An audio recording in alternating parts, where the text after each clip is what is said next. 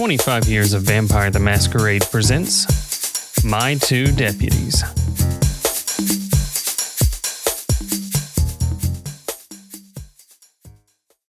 Hey folks, Brennan here. Thanks for tuning in to our 25 Years of Vampire the Masquerade podcast. If you want to reach out or follow us, we're on Facebook and YouTube as 25 Years of Vampire the Masquerade, Twitter, Instagram, and Twitch as 25 Years of VTM, and on our website at 25yearsofvtm.com. Support us on Patreon at patreon.com/25 Years of Vampire the Masquerade. We also want to touch base on the upcoming Werewolf the Apocalypse Retaliation game by Flyos. It's soon to launch on Kickstarter beginning November 15th. The game supports 1 to 4 players rebuilding a cairn in Yellowstone Valley before battling the worm. Head on over to our website or werewolftheapocalypse-retaliation.com to not miss out, and remember, visit the Kickstarter on November 15th when it launches. Thanks for listening and enjoy the show. Hi. Well, that's the beginning, I guess, right? Welcome, everyone, and being back with us at 25 Years Vampire the Masquerade presents. We'll come up with a name short enough, I think. It just keeps rotating in and out. However, let's introduce our cast as we are sitting around. Wow. You don't suddenly like the company name? I certainly can check in with the person who has the company and tell him your ass has a name too long. You could say 25. You could just say just VTM, you know who he is. You could say I'm DJ, check my stats. I've been here a hot minute. You can say whatever you like, my man. What you can't say is that you late to run the game is all I'm saying. So you're on Diamond. You like the marquee. People worked hard. Shut up. Let's do this. I'm flabbergasted. Introduce ourselves. I'm here with Bob. Bob, introduce ourselves. I think I've introduced myself enough. We're good. I guess we appropriate. Well, then I guess that moves over to Brennan, and we also have Mike with us as well. Hey, I'm Brennan. I am Magnum PI today for Halloween. So, yeah. Yeah, I'm here too. That's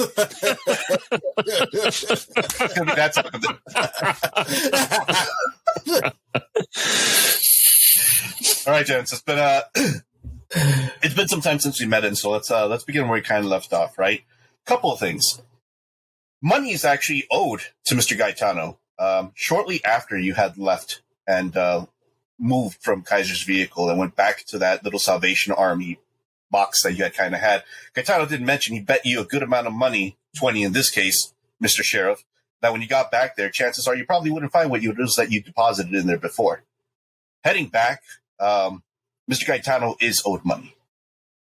How you chose to pay him up is a different story, but unless you make any deal of it.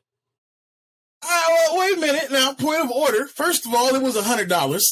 The second of all, the bet was not that it wouldn't be there. It wasn't supposed to be there. The bet was that it would be headed to its proper destination. Right? Because he said that Kaiser swiped it. And I said, nuh-uh. And that was what we bet on.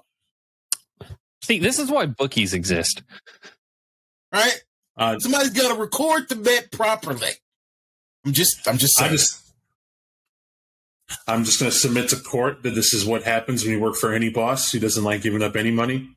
That's what happens. It's all right. Whenever we meet back up later, I'll just slide you one of those gold bricks. Yeah, well, you know. Speaking of meeting up later, it has been 3 nights since you last have kind of met. Things to kind of point in order. New York has kind of, I wouldn't say gone dark at this moment in time, but you can see that there are things that are starting to exist more than anything else regarding subways.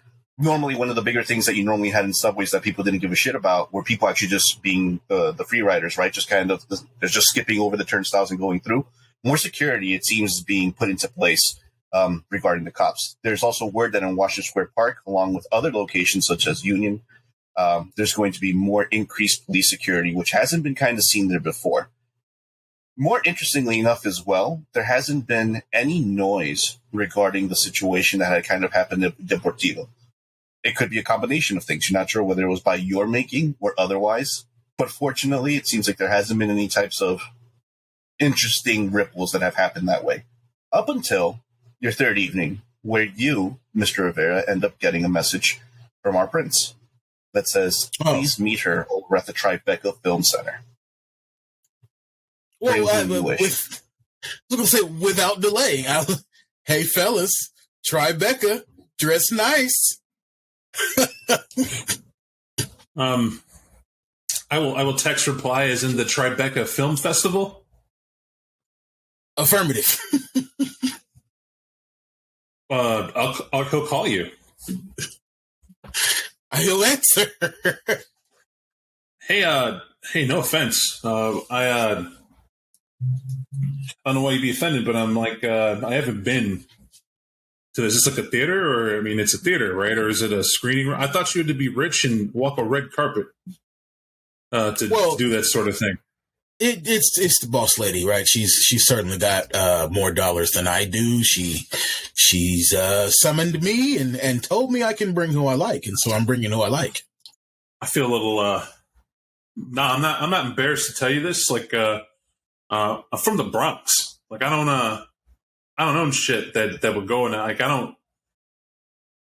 Like, where would you shop to get something to look like you belong in a place like that? Like, listen, man, I got collared shirts. I'll just bring you something. It's no big deal. What size shoe you wear? Listen, I know what that means. I'm not trying to look like the choir boy to walk into class to get heckled, because that means somebody I'm going to have to hide later. I don't do well. I'm a little insecure when it comes to the actual. That isn't normal. That's why I don't like going to your little art institutes. And when you get called, that's fine. I'm not saying I'm not going, but like, just tell me. Is there like a store I can go to? Am I dropping like $1,000 on this, or is it like a couple bills I can get by? I'll just stop by, get off rack. I mean, if you want to look like those people, it might cost you a rack. But man, like $100. Well, how are you dressing? How are you dressing? Just a collar and a tie, bro. This is not a pressure situation. We're showing up where we were asked to show up. We're going to look like adults. That's it. All right. You got it. I'll put something in the trunk just in case. I'm going to need the address and all that. I will. I assume my character knows where this place is, DJ, even if Mike doesn't. I got no clue, but I'll send it over as soon as I got it. That would be correct. You would send over the address. DJ Gaetano can't stand to go to what are considered nice places, because New York tends to be an upbeat place, kind of modern and very artsy. You can get away with your own style. But when shit gets that level of fancy, there is definitely like flash, fame, and cameras, right? It's New York. It's the Big Apple. People in the know get to be here. And there's no freaking way Gaetano's going to get caught dead walking up in there with some bullshit Dickies outfit and a half-ass shirt. And, we're looking like you're going to prom. So he's going to get his best cash, look up what's open now to go and get an outfit that doesn't suck is how it's going to put it. Something that helps him have confidence, though it might not compete. Do you have an idea of what is more Gaetano's style? Yeah, absolutely. And it's probably more comical because it would be when he was a kid. What he saw as to be fanciful. So what this would be is, you know this better than most because of the dancing, of course, we did. But it's I want you to imagine if you know the actor or the character played in the show, what Ricky Ricardo would consider fancy. Back in the day, nice. That girl's bright colored, slicked, right? You know what I mean? That's with the shoes. That's what he's gonna get dressed up with, because he doesn't know. He doesn't know. This isn't a party he would go to. It's one where maybe he can just get by not being looked at. But he will meet with a cummerbund and the tie. Jesus. Well, you know. Any preparation for Dino? I'm not wearing my work outfit. I'm not bringing the work van for this situation. I'll go for something a little more casual. He'll still have like the suit pants and the jacket, but he'll have like a turtleneck under it. This isn't like a big like to do. You gotta dress for the occasion. You know what? I forgot. DJ will go to his dad's closet. He'll wear one of his dad's old suits. That would be more comforting. Okay. Sounds perfect. Are you all riding together? Or are you all coming individually? I have no problem carpooling. Parking in Manhattan is a fucking nightmare. Look, this asshole just texts me, show up at this place, and he never, to drive is always a thing with him. So I'll just drive there because I don't want to be caught in the murder rapist van that my buddy has. I don't have it. It's clean. It sure is. It doesn't all say. All you need on the side of it is free candy, and we're incognito. It's not. It is completely professional. I have to have OSHA standards to stay up to. It sure is OSHA standard for a kidnapper. No one's getting sick riding in your van is all I'm saying. No one's getting sick. I just said I'm not even driving the van. You might say nobody would be in it long enough to get sick. For one, 3 nights ago. I'm driving a vintage Chevrolet as I drive everywhere. With no concern about the expensive vehicles that we might encounter at Tribeca. Speaking of things, especially as this is something that we have gotten for the evening, if you gentlemen would be able to also provide me a rouse roll for the evening, considering the time that has passed. All right. DJ, I was going to feed in the way there because I already know it's a little more than a rouse I need. So what I will do is I'll do the old map out, get that whole, see what traffic looks like and the whole nine with the little Google Mappies. And when traffic is busiest, I'm deliberately going there so I can, do my MO. I'm going to hit somebody with my car, a little curbside speed hit, get out and say, oh my God, let's rush you to the hospital. Choke them out as I put them in the car and then drive away. I'll feed them and dump the body later. Uh-huh. I'm the one with the creepy car. Look, mine's more it's more realistic. It's I blend in. Yeah, uh-huh. It's just going to be like little pieces of skull in the grill and a little extra hair. Listen, don't judge me. The wheel well. Every time I've been hanging out with this guy, I've had cleaning supplies going missing from the van, and I think I figured out where they went. Thought we were friends. We are. That's why I'm not charging you for it. I just wish you would have asked. However, it's not too long before everything is signed and said and done. You do end up reaching the Lower East Side. It's not that far away from the water. It's actually a little bit closer to Jersey than anything else. You could actually just peer in most cases if it wasn't for those pesky buildings in the way. And every now and then, as you get those side avenues, you're actually able to take a look at a glance at certain portions of Jersey. But the Tribeca Film Center does have, it's almost like Gaetano shows up in there, and sometimes, perhaps being there first before anyone else because of time and the fact that he needed to feed, he gets there, he walks out in his suit, he takes a quick look over his vehicle, does a little polish with his elbow to make sure that no gristle and or bumps are there. It's kind of buffed off. You can almost just play like a small little fender bender.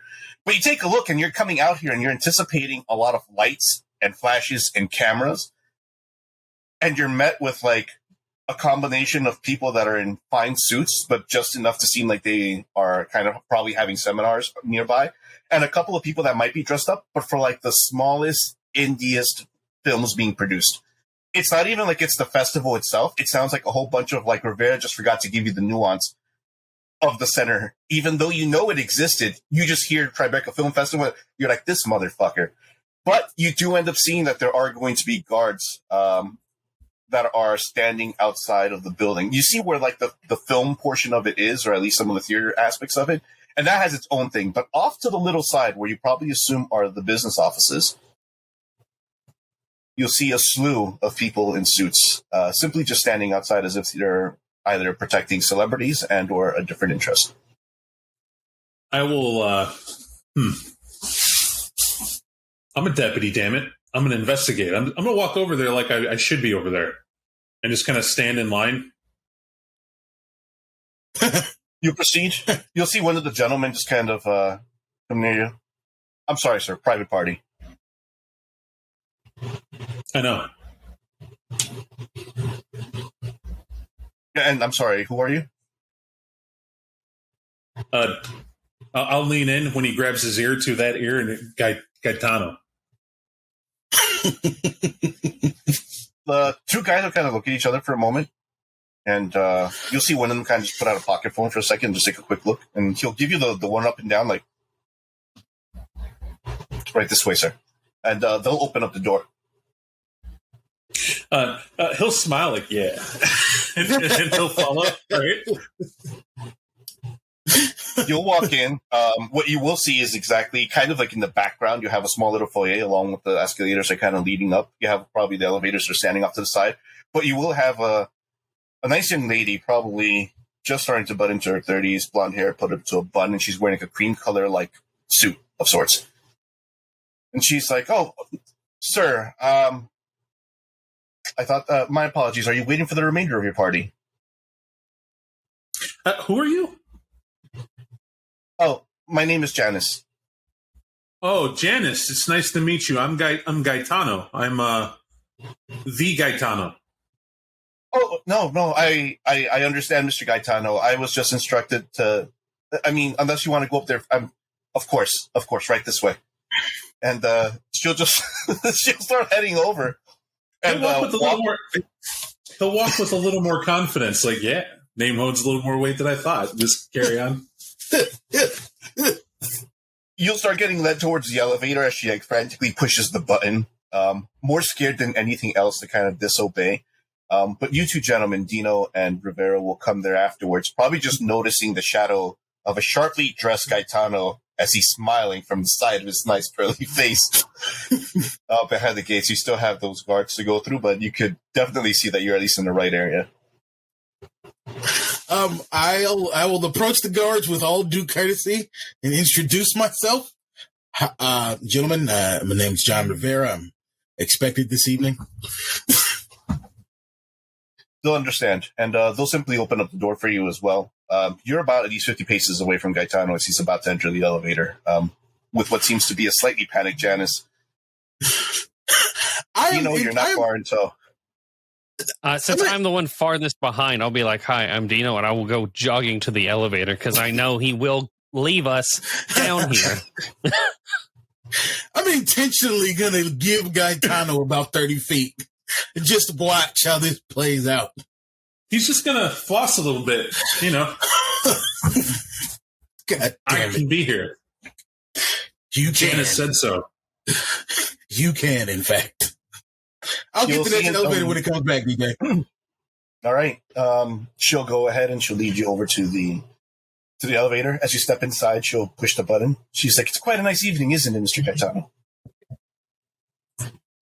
It is, Janice. Hey, just so you know, you familiars get a bad rep. I'm thinking of getting one because of you. Oh, really? Well, I'm glad to hear you say that. If you could put in the good word, I would greatly appreciate it. Yeah, who do you want me to put it in with? There's one of the gentlemen downstairs in the lobby. His name is Robertson. He seems to be the coordinator for this party, for lack of a better term. If you'd be able to at least let him know, it might mean something, at least to me. We try to do our best. I hope you understand. Yeah, completely understand. It's tough. It's hard. It's harder than that money. But you got the look. I like how you hold yourself. You know who's important. You got an eye for it. No problem. She smiles, and as she smiles, she opens up the elevator as soon as it reaches its floor, and she'll start leading you down a series of, I would probably say, offices that are kind of built in there, which is kind of interesting to you because it seems like it's not only just the film aspect of it, but it seems like there's a different business aspect that's also led. She's like, "Mr. Gaetano, if you please be able to wait over in our conference room here, I will make sure we'll get the rest of your party. I'll head right downstairs." I could, but how would you like to earn a few bills right now? Real quick. With some information I need that I don't have. She looks around for a moment, and to your astonishment, or perhaps it's probably anticipated, there isn't really anyone around. If anything, the only kind of buzzing you hear is from the lights that are kind of held above in the air cooling unit. But she'll simply do one of these as her hands are kind of folded in front of her. And she's like, "No, how may I help?" Yeah, hang on. I'll look too. And I've never been to one of these film festival things, but I always hear how they have these artsy-poncy little commentaries afterward, like see this film because the camera was made in a certain speed and the actor was in 50 films no one heard of, and there's this cute new groundbreaking actor that's not known for his looks but still is an actor. You know what I mean? Like there's certain commentary you're supposed to have, and I had a suspicion you got to vote on it. Like them South Park dolphins that make up shows. So like, how's it work here? Do I get like a multiple choice of my fancy answers, or do I got to actually come up with that? Like when we vote in a room, like you see the film, then you got to vote on it. She blushes to a certain degree, and she goes like, "Oh my." Well, Mr. Gaetano, the section that we're currently in actually happens to be the center itself where business is conducted. However, in terms of where the voting would actually probably take place is not too far from here.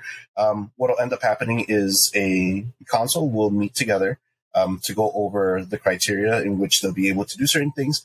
However, they usually save those types of votings for bigger events. I do understand there's an indie show nearby, and I can make accommodations for you if you'd like to go see the film nearby. You know what, Janice? Not at all. In fact, if they could you just tell them I'm sick or something and we have to move over there? Like I couldn't make it? I can't, no, it's no offense to you if this is your thing. I'm here because it's appearances, bosses outing sort of thing. So like the less I have to comment about, I wouldn't know anybody's performance from another person's. I think it's anybody who does a thing like artwork, God bless them. It's hard to do enough as is. Great that you get paid to do something you love. But, like, tell you what, if you vote for me, I'll pull out my stack and the hundreds wrapped, and I'll be like, look, lick my thumb and start flipping out about 4 bills. Here's for the info, and if you vote for me, I don't need any change. What do you say? Sure. You'll also notice that one of the things that kind of captures her eyes are you, or I should say Gaetano, stands out just a little bit more than the average person, especially because even though she's looking at you and she's taking a look at those nice pretty blues you got, she can't help but look over your scar as well. It's almost like you could tell to a certain degree as she's like, she wants to make a comment, but she's being polite about it. And she's like, no, of course. Mr. Gaetano, I'll be right back. I just need to go ahead and gather the rest of your associates. Yeah, I'll wait here. Thanks. She'll calmly take the money and she'll fold it in very nicely, and surreptitiously she'll just kind of hide it. Janice, it's important. Yeah. They ask you, I'm broke as it gets.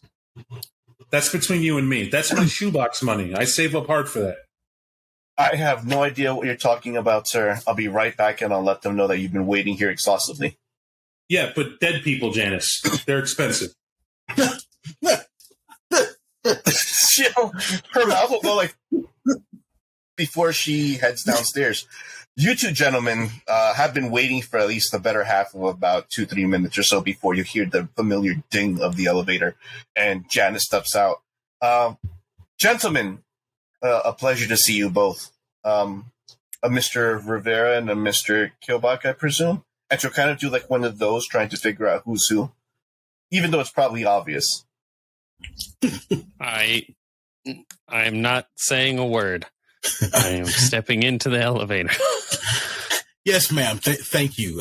John Rivera. John's fine. Sounds great. Gentlemen, if you would with me, I'll take you to the waiting room very shortly. You'll step into the elevator, and as you step into the elevator, Janice will kind of just be looking directly ahead, where you just see that like bronzed out, like burnished reflection against the elevator itself.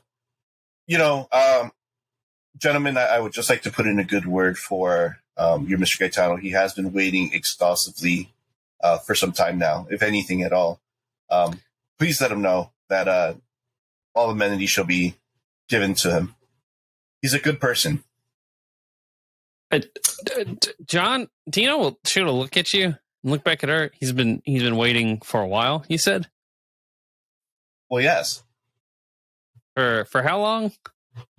I'm sorry. Are we late? John, are we late? No. I think Gaetano's early, but that's okay. It seems he's acquitted himself nicely. Uh-huh. I think so. Ding! I think so. Thank you, Janice. Gentlemen, right this way. It's just kind of, you see the like double step on her heels as she walks down, and she starts giving you time and space to head over to the conference room as well as to sit below. Gentlemen, if you'd be able to wait, this is one of our executive conference rooms. I will be right back shortly. I'm just waiting for the guest of honor to let us know that she is ready to see you. If you permit me one moment, I'll be right back with you. And she'll take a look at Gaetano, and she'll give you like one of those. I'll give her the wink right back, that subtle, slick ass wink, just real quick, nod of the head. When Janice departs, I'll look straight at Gaetano. What did you do to Janice? Have you been playing hide the rainbow roll with Janice? No, calm down. Pick your big seat. Did you bring your display, your deck, your power deck for the big cheese when they come in the room? Power deck? What? This is a viewing room. They're going to have that display thing come down. You're going to have to point out the numbers. Like you're delivering. No, I brought my phone and my gun. What? Why? Why did you bring a fucking gun here? I don't go anywhere without my gun. Look, I hate to tell you how to do your job because I'm doing mine by telling you this. Give me the gun. No, I'm going to snatch your gun. No. If the boss catches you with a gun in this place, it will not go well for you. But me, I'm stupid. Of all the things the boss is concerned about in this place, I'm sure my pistol is the least of them. Look, there's a lot of shit I get for it, and it's weird circumstances like this, and they're going to point you out, and they're going to pat you down. And I don't want you to get mad when he has to do the mind thing. Again, you get real pissed off. John, guy's got a point. Do you know what gun laws are like in New York City? I don't go anywhere without my gun. I'm over. I know you don't. Fucking I don't. We're not taking it away. I'm a man of the law. I do not. All right, look. Okay, keep your gun, but that's an example of why we now have to show you how to use the remote viewer. It's a remote. You have your USB drive. We'll just plug it in, get it powered up, and have it on, so it's less you got to do. That way, it's one click, go through the slides. It's real easy. You did prepare slides, right? Because she's going to want to report. No slides. No slides. All right, it's your job. Mine's to be over here. I tried.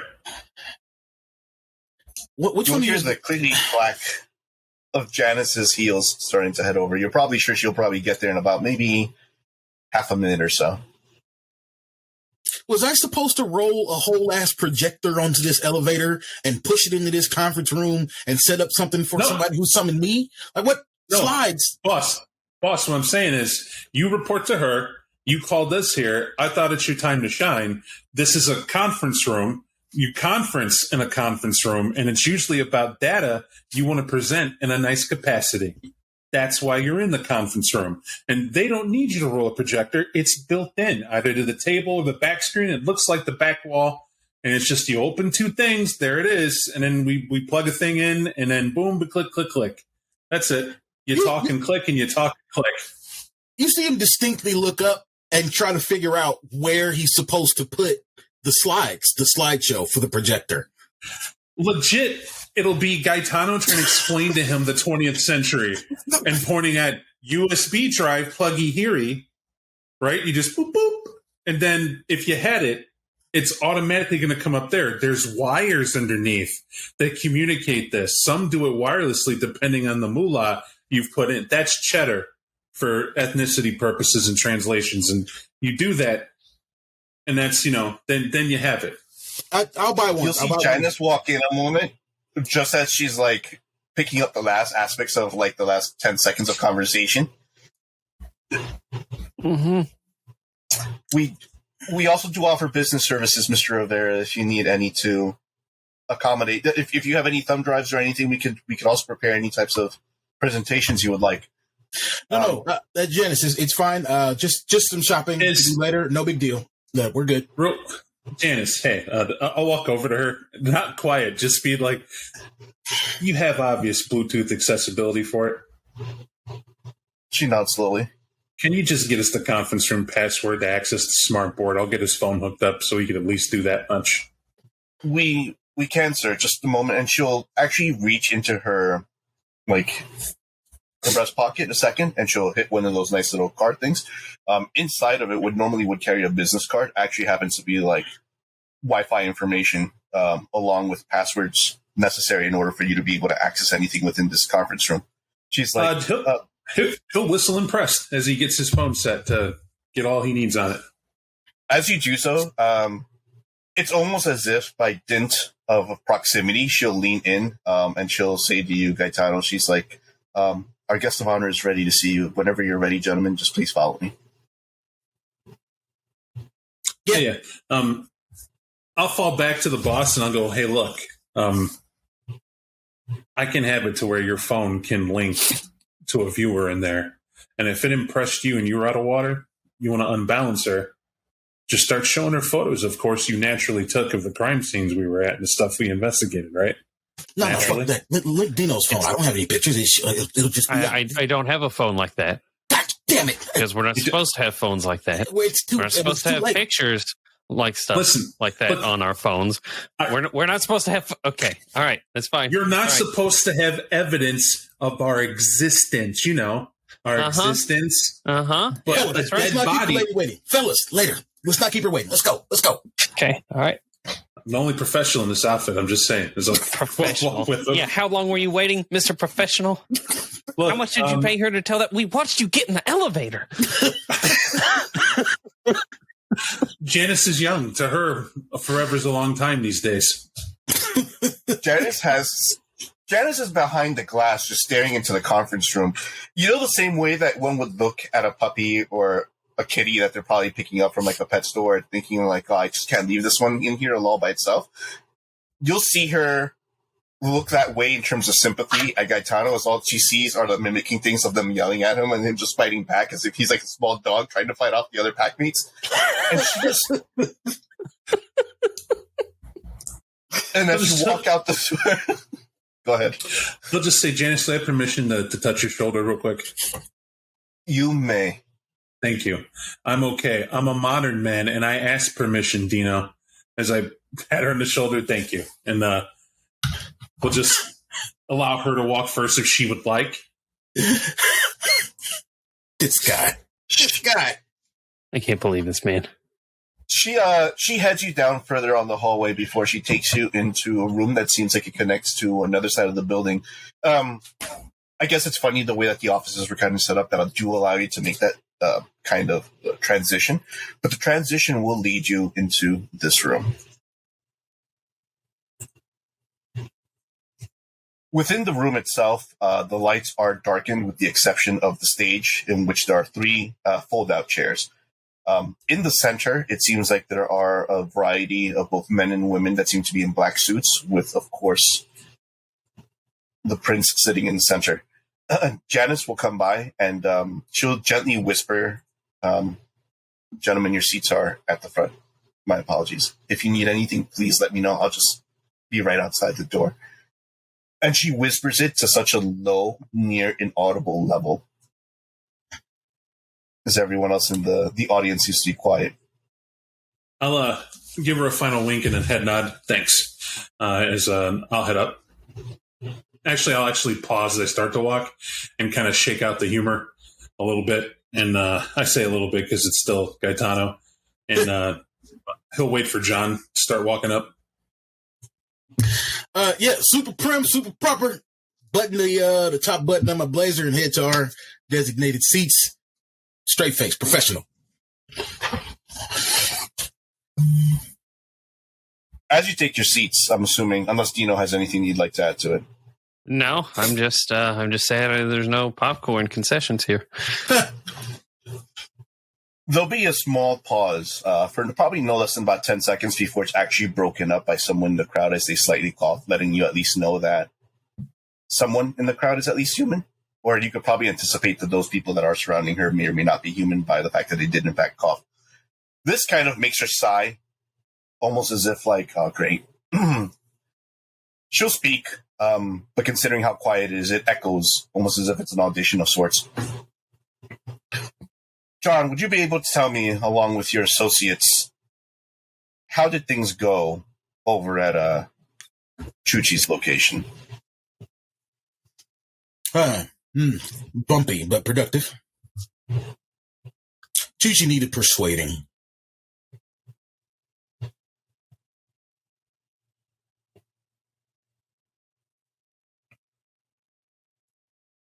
That silence still rings in the air. What do you mean by bumpy? I mean, I didn't expect him to need so much persuading. But we were successful for a measure of success. And then Chuchi had the grace to be cooperative. Where's Chuchi now? Gaetano will cock his head to look at his boss like... And Dino does as well. Actually not sure. I've got his address.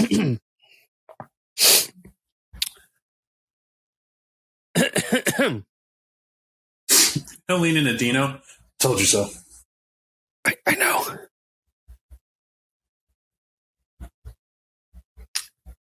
Dino's just looking between John and the prince, and then back at John. Go ahead, Dino. Gentlemen, I could wait all night. I followed up on him. Remember, you asked me to keep an eye on him.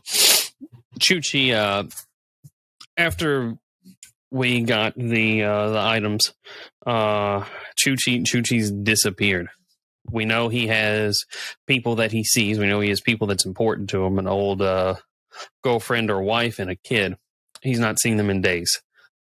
His promotions for the club have all been ripped down quickly. He had 2 associates at the club that night who were trying to usher him to a meeting with another woman. They have likewise also disappeared. Someone has cleaned up after him. Whether it is that individual he was supposed to meet with or someone else that was paying him, we're not certain yet, but we have at least some leads on both of these individuals.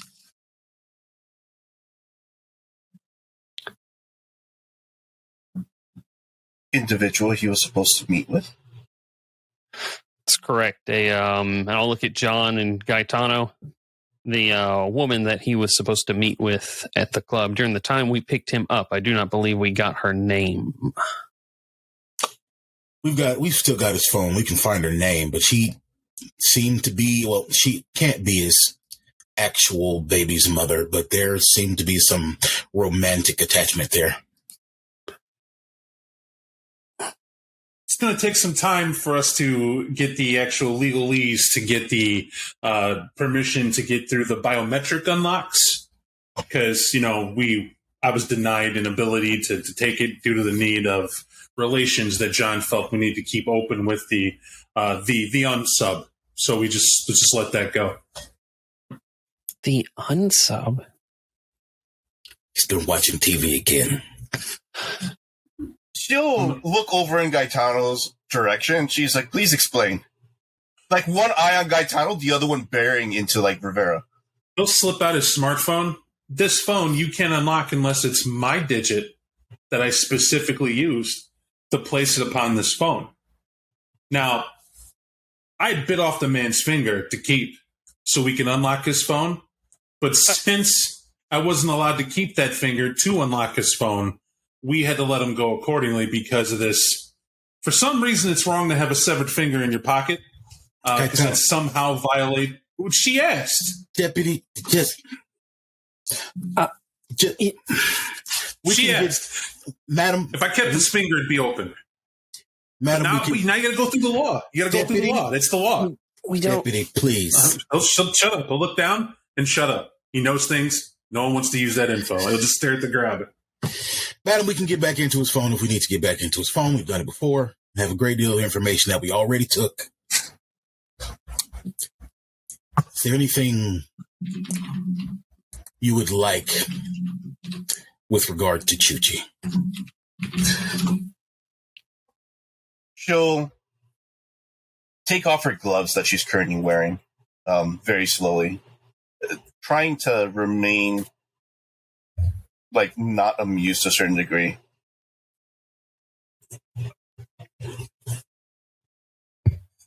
I thought when we spoke, Mr. Rivera, I mentioned to you I would like him meet an example for what he's done in my domain. And now he's missing. Well, he is missing. And previously, he was an extremely popular club promoter. That does seem to be an example.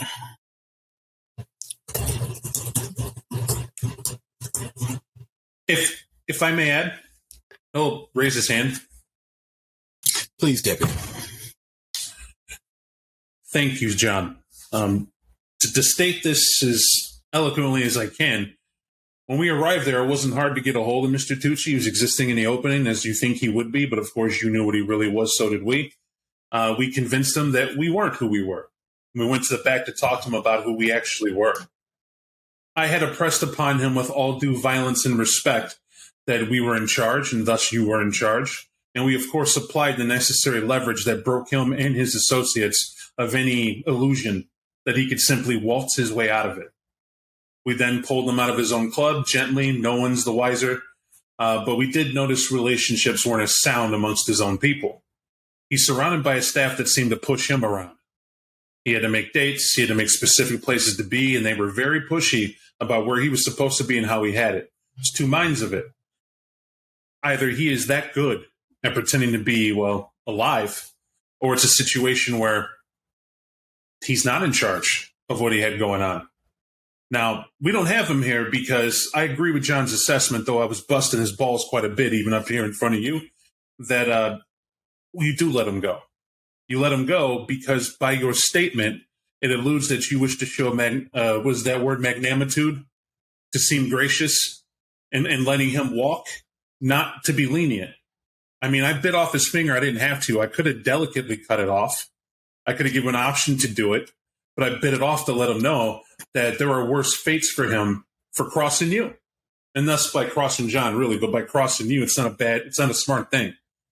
He was even advised not to leave or disappear or go away from that place, because if he did, we would find him again. There is that levied threat, but I will add, there's a veil of mystery here that we haven't gotten to yet that I think is pertinent to tell you now. So as far as who might have taken him or why he disappeared, either he was working for like a mortal clique. If he worked for some sort of seedy underboss type and he had stepped wrong, they would move him and hide him because he's there to do his thing. I doubt it's that. You don't miss a step in your own town. However, I'll say it because John won't, because he's going to give you that weird speakeasy he does that I haven't quite learned. I understand you like to be talked to that way, but I'm going to tell it to you straight.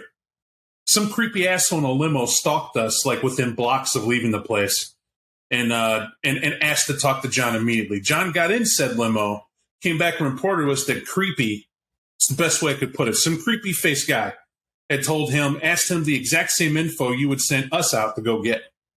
And John stonewalled him. I ain't got nothing, don't know nothing, we ain't nothing. It was based on this that Dino, I'll leave him to tell his treasure, had voted on not giving everything of importance to the drop spot. Because at that point, we suspected we were followed. He'll go Dino hard. Gentleman advised that he was called Kaiser and seemed to think we should know him. He is She'll remain quiet for one more second before she looks over at Dino. Anything to add to that, Mr. Killbot?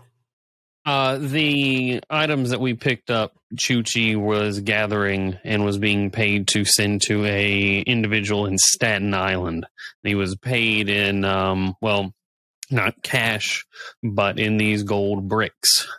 These gold bricks we have, as you're aware, all of these gold bricks are stamped, certified serial numbers to verify their quality, their purity. Otherwise, without it, the only way to verify it is to melt it down and see what it's composed of. These do seem to be legit, and we are following up with them to see at what point who picked these up, because with the serial numbers, there's trails of them. It's the downside to gold. And after our visit with Kaiser, or rather after the sheriff's appointment with Kaiser, we went to verify the drop, and it was in fact gone. Although we expected this, honestly, with its the importance of these objects. With Chuchi, I did follow up with him. His phone we do have, and it is unlocked. After guy got his finger to unopen it. I did turn it off. Fortunately, that security system is as easy as 2 clicks. If he was a government worker, that wouldn't be the same case. But fortunately, he wasn't. We're a team. Makes the dream work. Kaiser is well known. He is actually a member of the Camarilla. The only issue with that Nosferatu is that he's probably one of the few that still actually keeps up appearances, if at all. Information is power, gentlemen, and I'm sure you knew that. And it would be remiss for me to think that the fucking Nosferatu wouldn't have had their hands in something like this, or at least know of what's going on.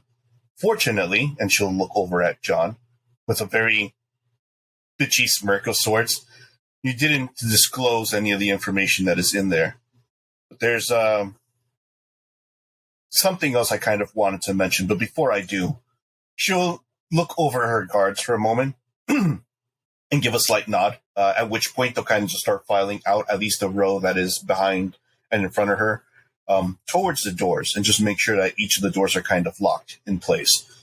There are going to be those that are still kind of sitting next to her. Probably no more than you would probably think, maybe 15, 16. It's a little bit hard to tell with the lights being off, and her voice is coming in from within the sea of them. Before I proceed, though, I'd like to know collectively, any one of you, if you'd be able to tell me, what you think regarding Chuchi's case, especially considering your findings. You could tell me the truth, or you could tell me anything else, but I'd be curious to know.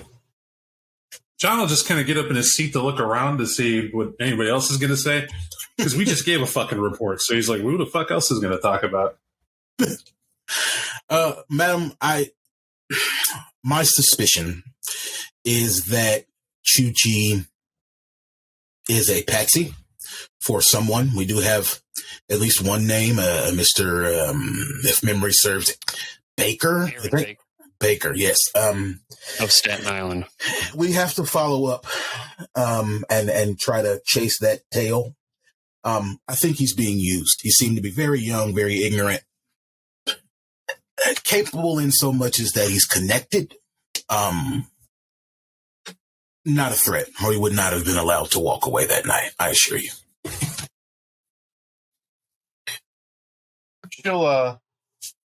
She'll finally stand from where she currently is, and they'll make a motion to allow her to walk as she proceeds a little bit closer towards the stage, just enough so that she makes it towards like where a conductor would normally stand in front of an orchestra and look in your direction. There have always been reports that another Sabbat incursion was to occur. I'm very well aware that I do not believe Bologna has let up for an inch how the city would work. And considering that former Prince Calabros had taken more of a defensive strategy than anything else, it had worked for some time, but now we are where we currently are. We need to keep a certain amount of peace, and I think we have, for the most part. I'm almost certain of it, considering the concessions that had to be made, and along with, well, to say the least, the Anarchs being kept in Staten Island for the most part. I don't think it's the end of it. And to be further clear, and she'll look over at Rivera expectantly, as much as I love Kadir and the service that he has provided to the city, I have specifically chosen you for this particular task. I cannot trust that there isn't someone in our midst who is being a mole, but then again, that's just the nature of our kind. I need this rooted out to the core. You said there's an Aaron Baker? In Staten Island. Mm-hmm. I need to know specifically who, what it is that he works for.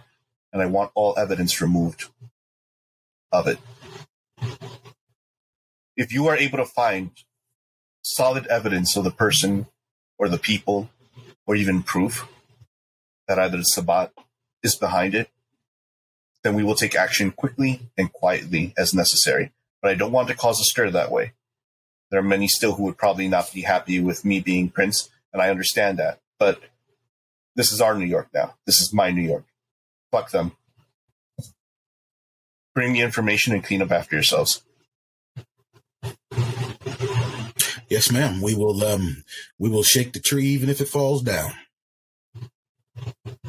So, can you ask her just how hard that means? Like, I'll tell you, my shake the tree is a little. we will shake the tree. I'll tell you about it in the car. Let's go, fellas. She didn't dismiss us. She gave us a task. She'll smile, curiously looking over at Gaetano and the rest of them. Before you leave, is there anything that you Crypt? need? He'll just stare at John. John will look back at you and say, "Is there anything that you need, Deputy?" Oh, that I need? No, ma'am. Thank you very much for your hospitality in the meeting at Tribeca. It's a very nice place you have here. She'll actually smile at that. It's almost as if because of Gaetano's youth, even though it is quite nice, isn't it? Maybe one day I'll hold a private viewing here, something interesting to watch. Is there anything you find entertaining, Mr. Gaetano? I like comedies. We'll check that out. And I it's do funny. too. He's funny, ma'am. Just you'll see. Informal setting one day. He's good. Yeah, I'm a riot. He'll gesture to her as this, like I leave now. Go. She'll smile and nod. You are dismissed. And you'll see everyone just kind of cool. Oh, everyone goes? Oh, thank God. No, yeah, It was away from the doors. Thought it was like one of those things where we three were told to leave, but we have to get up. Excuse me, gotta leave. That awkward fucking. Oh, okay, yeah, I'll get up and cool. We out, gentlemen. Unless you guys want to get anything done at Tribeca. In fact, I took care of that. Continue walking. We will leave. As you start to head out, interesting things. Obviously, the prince has not left that particular viewing room. But you do see there's a couple of the guards that were outside that were kind of standing there with coffee. They're as serious as probably could be, but you do see like they're just having regular chatter in the background. Their eyes are kind of kept on you as you walk around. You'll see like where the conversation stop. As you start to head out the way. At the end of the corridor, you'll see a Janice just kind of standing there beaming that she is able to see the three of you walk out unscathed. It seems like the meeting went well. She's like, gentlemen, she like heads over your way, the clickety clacks, and she's like, gentlemen, I just wanted to say it has been a pleasure. I'm glad that everything worked out. And should you need anything, by all means, and she'll reach out and she'll pull out her own business card for guest services. I'll definitely take that. Thank you very much, Janice. You're the best. Now I'll put it in my inside pocket that has no wallet or anything to put the card in, just the inside pocket.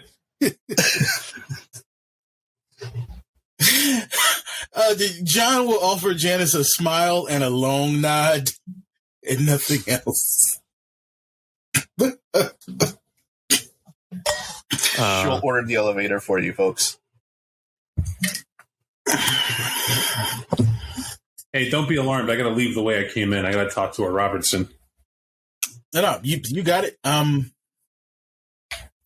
Yeah, take your time. Take your time. I am still headed to my vehicle. I'm sorry, DJ. Go ahead. No, go ahead. You gents are heading towards your vehicles as Gaetano gets rediverted over to that little security booth that's usually up by the front of the building. I'm going to walk with the sheriff, but we can do our little discussion after this. Gaetano's going to approach one of the security guys, whoever's closest, really. You'll take Hey, fellas, yes, can you direct me to a Mr. Robertson? Yes, that's at he's the tall gentleman, the bald gentleman. My apologies. Yeah, hey, no problem. Appreciate it. I'll start heading over there and I'll give approach. You'll give approach, and you'll see Robertson kind of just standing there. He looks like he's just about to hit his 50s. His eyes are a little bit tired, but he's got like a small little like salt and pepper mustache. He's got the suit that fits him, but he also has his walkie next to him, and he sees you approach. He's like, yes, sir, how can we help you? Yeah, Mr. Robinson, this is really good. Establishment you got here, great employees, and I just wanted to tell you this Janice is a stellar, everything you could want in hospitality. I just want to let you know she did right by us. Very impressive. We even got her card if you, just in case. I know what it's like being a boss. Sometimes you have issue putting name to face, but that's her, as I'll hold it out to him. Quite an example you got there. Just want to thank you for that, for choosing quality people. He'll actually give, like, it's almost as if you really caught him off guard by saying that before he looks over the name just to make sure that's exactly what we're talking about. And he's like, I'll make sure she gets spoken well of this evening. Thank you. I appreciate it. Yeah, I appreciate her. Thank you.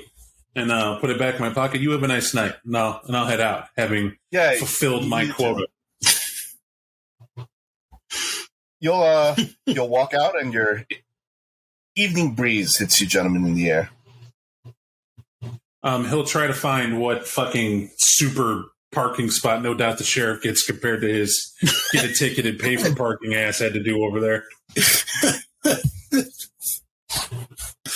I will not let you search for long, Gaetano. I will, in fact, wave you down as soon as I see you. He'll head over a little quicker. All right, fellas. Aaron Baker. I'm going to start with the cops. Dino, you got tech. Guy, I know you got people on the street. Mm-hmm. Let's brainstorm. Aaron Baker? Yeah, Aaron Baker from Staten Island, who does shady deals with Dominicans named Chuchi. I'll speak in terms you can understand. See, there were phone books back when you were a thought. And in those phone books, they had many Bakers. Several of them were Aaron, I promise you. And it doesn't matter if it was Staten Island, anywhere in the 5 boroughs, it doesn't matter. But Aaron Baker is like apple pie. Guy, you know how these things are. There's always, there's an Aaron, but then there's a the Aaron, right? Like the guy, when you go into the place and you ask for Aaron and people know who you're talking about. Boss. I might have a thing that we can like pivot and still go in the direction with this. What the hell does that mean? Pivot. You remember what I was saying about the gold bars? Like I wasn't playing around with that. Those stamps, those smelter stamps, minters, whatever you call them. Those are specific. What? I said, did you pivot to the right to come up with that? Yes, I did. I fucking did. Anyway, point is, it's actually somewhat easy to track these down, right? Problem is, all these places that can validate all these gold bar investments, they work bank hours. And I don't know if y'all noticed. I don't get up until like 7 at night and these places are already closed. All right. I literally, I know how to go there. I literally just fucking can't. Bank hours. So if someone else can work that during the day or has a way to, or knows someone who can, like I can pass those over to you. I'm going to pivot to the left and add some rationality. Are you doing Mambo number 5 now? Mambo number, I'll start. Salsa, is that good for you? Yes. Because we're undead. We don't know shit about the daylight. Can't work in a bank. So you better be able to find it on a computer. So I don't know what you're telling me to look for. Is Aaron Baker, like you said, that those things more or less melted down for value or they have a specific tracking thing? That's great. That's all tech, as he put it. But John, that's not going to find you in Aaron Baker. That's going to find you where this gold thing was minted. Here's a guess. Federal Reserve, where they keep gold bars. Yeah, right? So that's more or less that it's going to get back to. Here's what I'm thinking, right? We're going to draw on our resources and then we're going to lay what we get on top of one another, and wherever we find the crossover, like the old Olympic symbol, the diagrams with the circles, and they like do this, right? We're going to do that. Are you talking about a Venn diagram? I never met Venn. Who's Venn? Okay. Never mind. The circles. You see the circles. The circles. Yes. Go back to your circles. The circles and circles. And they change colors. Your information and my information. Are you talking about links in a chain? No, Dino, let him talk. He's trying to describe maps again. Okay. God damn it.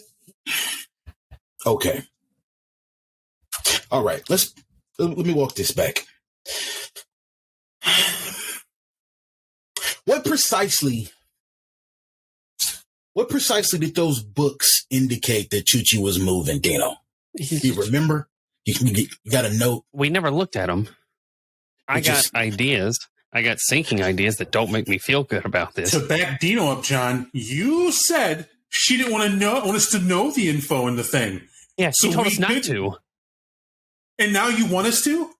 Okay. I thought we did it anyway. Right. No. We didn't. So if Literally, Dino went, you slapped his hand. He was like, I'm getting in this. And you said, not today. It's for her. And then the weird, creepy guy, Kaiser, asked you for it. And apparently that was smart because you didn't want to give it up to Hitler.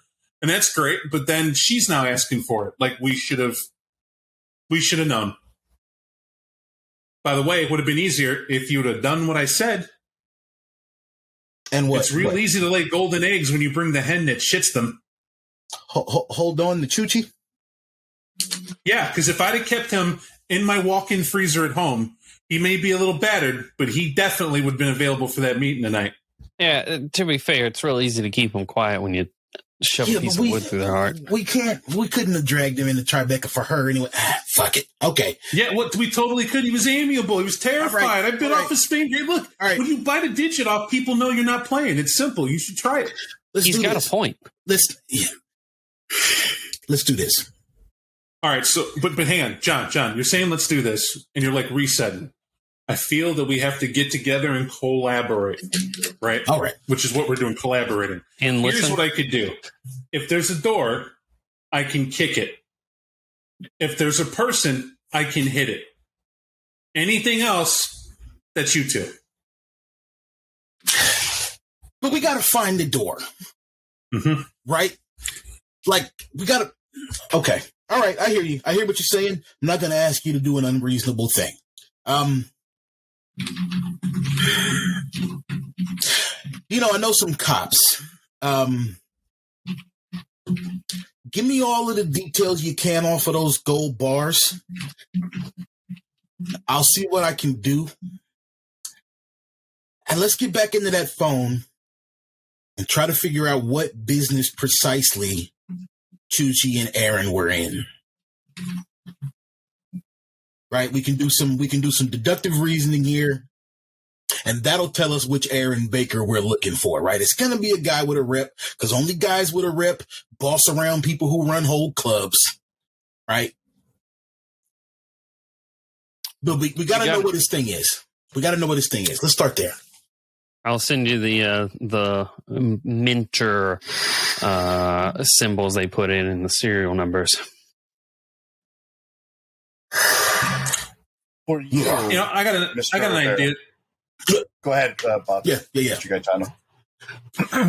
John, I got a hell of a Hail Mary here, but it's just something. It's time we did. I'll stop explaining what I know. I think you should call the morgue, Dino. And what you should do is you should actually probably want to call the club first, find out who owns the club, and whatever name they give you of the club owner, verify it by calling that number and talk to that person. And when you talk to that person, whoever that is, that person's going to be connected. They have to be, because that's the one that set on Tucci's Enterprises, right? And if they give you Tucci's name, it's even better. Because what you're looking for is the names of the people that were associated around him that have also gone missing. If you already got that, then you have what you need to call the morgue. The morgue don't care. It doesn't care about cute little names or reps or anything. Because once you do that, you can confirm what type of thing we're dealing with. If they're dead, iced, and there, then you obviously know that whoever it was upset, and we can go at this Kaiser guy. He's the only other person to know we were there other than the prince. And we go at the Kaiser guy, and we act like we know things we don't know. But why we go at him is because, quite frankly, I feel we're grasping at straws. We're going at Aaron Baker to do what exactly? His name's in a phone? What does that mean? He could have Kentucky Fried Chicken in his phone. That doesn't mean that they were in on it. Chuchi named him. We don't know Aaron's name because we found it in the phone. Chuchi said his name, said that's who he dropped the books to, and that's who gave him the gold. Yeah, well, That's why you're the guy with the brain. I'm just saying that trace is more solid than slipping at ghosts. But if you got it, you got it. I know. I like that morgue idea. That's good. I didn't consider that they could be dead. I thought they were. My first thought was that they were Chuchi's entourage. That's a good follow up. Damn. He didn't seem smart enough to have a crew that would. This guy isn't bright. We went in there, and actually, I'm going to take that back. It's like saying I'm not smart. I know that's the impression you can get just because I don't know what you two know in the world of vampires. But let's look at it from this side, this point of view. We mortals, the youth, we have a different perspective. It's power on this world, right? So Tucci, he's a promoter now. May not have been that way in his life. This is the life he dreamed of. Got his little associates together. Some he juiced, others he didn't. And he soused his way into the hearts of his neighborhood. People in a neighborhood like that talk. He's Cuban. They're Cubanos. They're all going to talk. Why? That's the point. When they got here, they were immigrants. They don't trust. They'll point at Dino. He's little. It's just what his type. But it's a little different. If you can speak a little Espanol, you can walk in, dance a little bit, mention something. I mean, what my point is that they're going to keep tight to say nothing about him. And if they up and leave, it's because they're like, at someone's house, they're hiding in the neighborhood, gone. But that's if they were alive.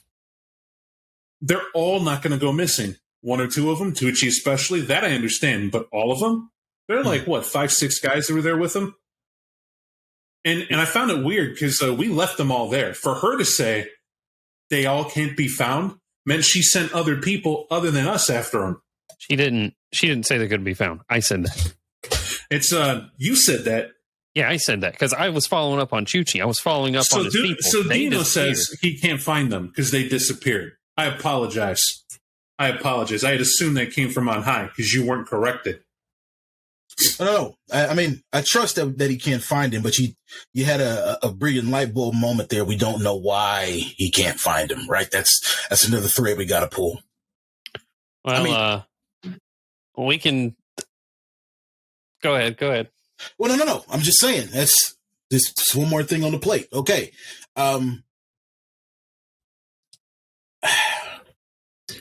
Wait, I'm taking the cops. Dino's taking the phone. Uh-huh. You said you don't know anybody at the morgue, guy? No, connections there? Yeah. I know people at the morgue. You do? My friend, will you?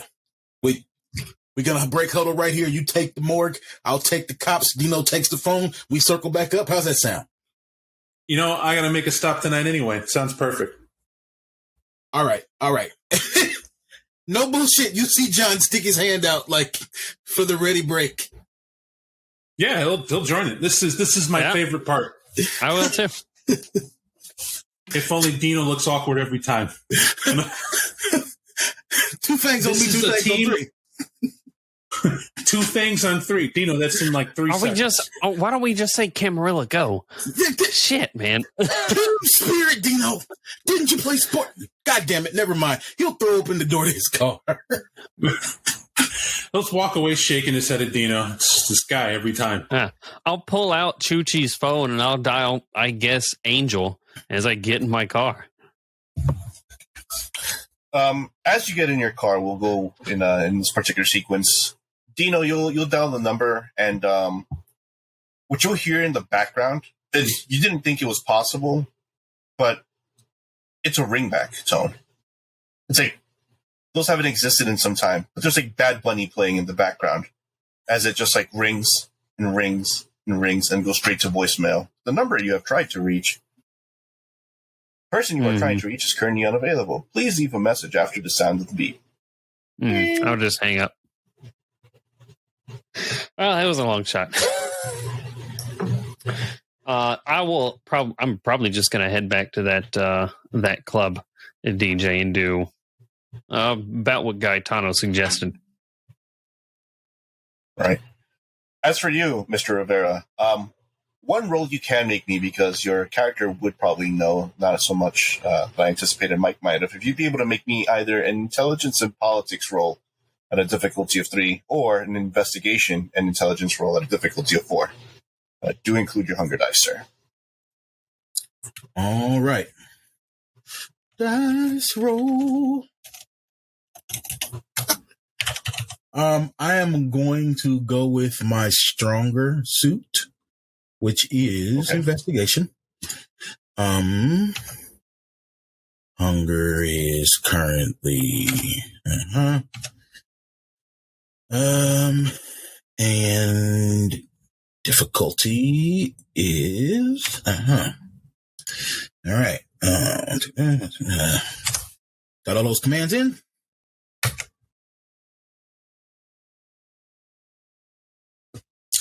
I think it calculated my successes incorrectly.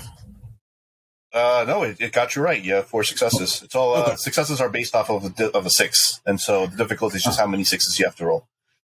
Fortunately for you, you get into the vehicle, and as distracted as you are by the hunger that's kind of building up inside of you, your hands kind of hit the wheel. One thing that you're very well aware of, especially when it came to Aaron Baker, it's not so much that it bothers you that his name is as generic as Gaetano says, and you're thinking to yourself, this fucking guy, I mean, he's not wrong, but at the same token, the only one piece of information that kind of gets you, though, is it is in Staten Island. And you're very well aware that post the war, during that period in time when Boss Callahan would still be walking the streets in his anachronistic ass with his top hat and his very Calamity Hill type of ordeal, most of the anarchs have been kind of migrating over to Staten Island. Like, they told him, listen, you could stick around, but you know how this game is going to be played, especially after Panhard took over. And even though you're probably sure that there are scattered amount of anarchs that are wandering Manhattan, they're not as, like, herded as much as they are in Staten Island, where you know their bastion is. The only thing that kind of sucks about it, though, is any types of conversations you would have had with Callahan are dead because, as far as you're concerned, that old man has gone missing. Last person to kind of take up his spot, or at least you kind of heard, was a guy by the name of Torque, who was the unofficial Baron of the Bronx at one point or another. You're not sure if he's still residing in the Bronx, but at the very least you are aware that he's the guy who's taking up the torch for the movement. All right. Am I still tapped in well enough to have any idea where to go asking after this guy? You could. You're very well aware that it's not that his number is not found, because you just have to find the anarch willing to give it to you. Okay. Or know someone on the streets. But at least the thought crosses your head.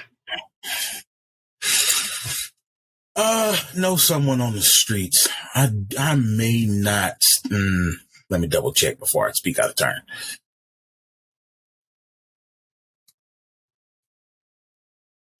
Would you like me to come back to you? Yeah. No. There's a phone. There's an easy phone call to make right here. I'm going to start with Priest. I'm going to call Mr. Priest. Ask him if there's anything he might know or have heard about how to reach Torque. He'll pick up the phone after a couple of rings. You'll hear a guy who probably sounds like he just got off work, considering the time of night. Yeah, what's going on? Hey, this is John. I'm trying to reach Priest. Is he available? No, we're talking. Hey, you figure out that thing I was asking you about yet? Well, yes and no, man. The way I hear it, the cops only show up around there when they're summoned, and you and your people have been pretty much left alone otherwise. Did we misunderstand one another when we spoke the other night? You'll hear a soft sigh. You'll hear the traffic background kind of happen as if he's at an intersection. Listen, I guess that you're a new guy and all, but isn't your thing supposed to be about knowing stuff? I mean, not as good as probably a couple of other folks, but at least knowing the wave of how things are going to turn out? I mean, it depends on the topic. But you'll remember, well, when we spoke, I offered you a relocation option. You didn't like that option. I offered you a clientele option. You didn't like that option. So, come on. No, I'm not fucking moving. I thought we had this discussion. Hey, asshole, I'm walking. Sorry about that. Anyways, point being is, Listen, maybe you're not that type of dude for this particular type of job, and I get it. Just forget about the stuff I said. Anyway, is there anything else? I got to jam and get to work. Yeah, I'm just looking for somebody by name and rep only. A Torque. It's supposed to be a big guy in Staten Island. No shit. Torque. Yeah, I know about Torque. What do you need from him? Well, I got another name I want to put in his ear, and it's kind of pressing. I think we might have some interest that overlap related to this particular individual. I'm still on the phone. I need to ask him about an Aaron Baker supposed to be coming out of Staten Island, trading in illicit goods, and I don't mean the police kind. Sounds like you're willing to pay a pretty penny for this, huh? I don't know about that. It would depend on what I'm buying. Information? Right. Yeah, information, but like information that I can use how? Right? Their numbers. I could at least get you in contact with Torque. All right, I'm listening, Priest. What's it going to cost me to get in contact with Torque? I don't know. What are you competent at? I mean, well, I guess if it's information for information. Hey, listen, how about this? Word on the street is that there's open grounds kind of happening on, well, I don't know, like the Lower East Side as well. There's a couple of, I'd like to know whether or not I should probably say, I'll give you an address. I need to know whether or not you feel that security in terms of attention is going to be given in there. If there was an indiscretion that were to happen, I would probably say in 3 days worth of time that it'd be overlooked. Sure, I'll case the joint and get back to you. Just send me the location. All right, wait, hold on a second. I just need you to say it one more time. You said yes to that? Am I hearing that right? Yeah. I'll go look it up. That's all I needed to hear. One moment, I'll send you his number, and he'll just click on you. All right, simple enough. He'll send you a text message with a number. On the other hand, as you have that number in hand, Mr. Gaetano, where would you like to proceed? What he's going to do is call Homicide Detective Guzman. That's the guy he has blackmail on. Right. It's fun to have those people every now and again. He'll pick up the phone. Listen, man, I'm at work. You know what we talked about these hours. You always keep calling at night. I don't got time to make these calls. What do you mean you don't get what? Listen, Guzman, I don't think you know how this works. I call you because we're friends. You have a phone. I have time. You have time. Are you busy right now? Give me 1 second, guy. All right. Yeah. What's up? What's going on? Well, as I'm sitting here looking at the address of the location where I buried your wife when you were having, marital problems, I thought to myself, here's a guy that might know about dead things and getting into places like that. And I said to myself, I got to go to the morgue anyway. Don't exactly have permission to get at the morgue, but I do if you set it up that way. Now, I'm thinking you can meet me at the morgue, take a quick drive, go down in there, call me a concerned consultant, let me in there, kind of sweep me through the door, give me a look once over, thing or two. You join me, earn a little change on the side. What do you say? I mean, you could tell me no.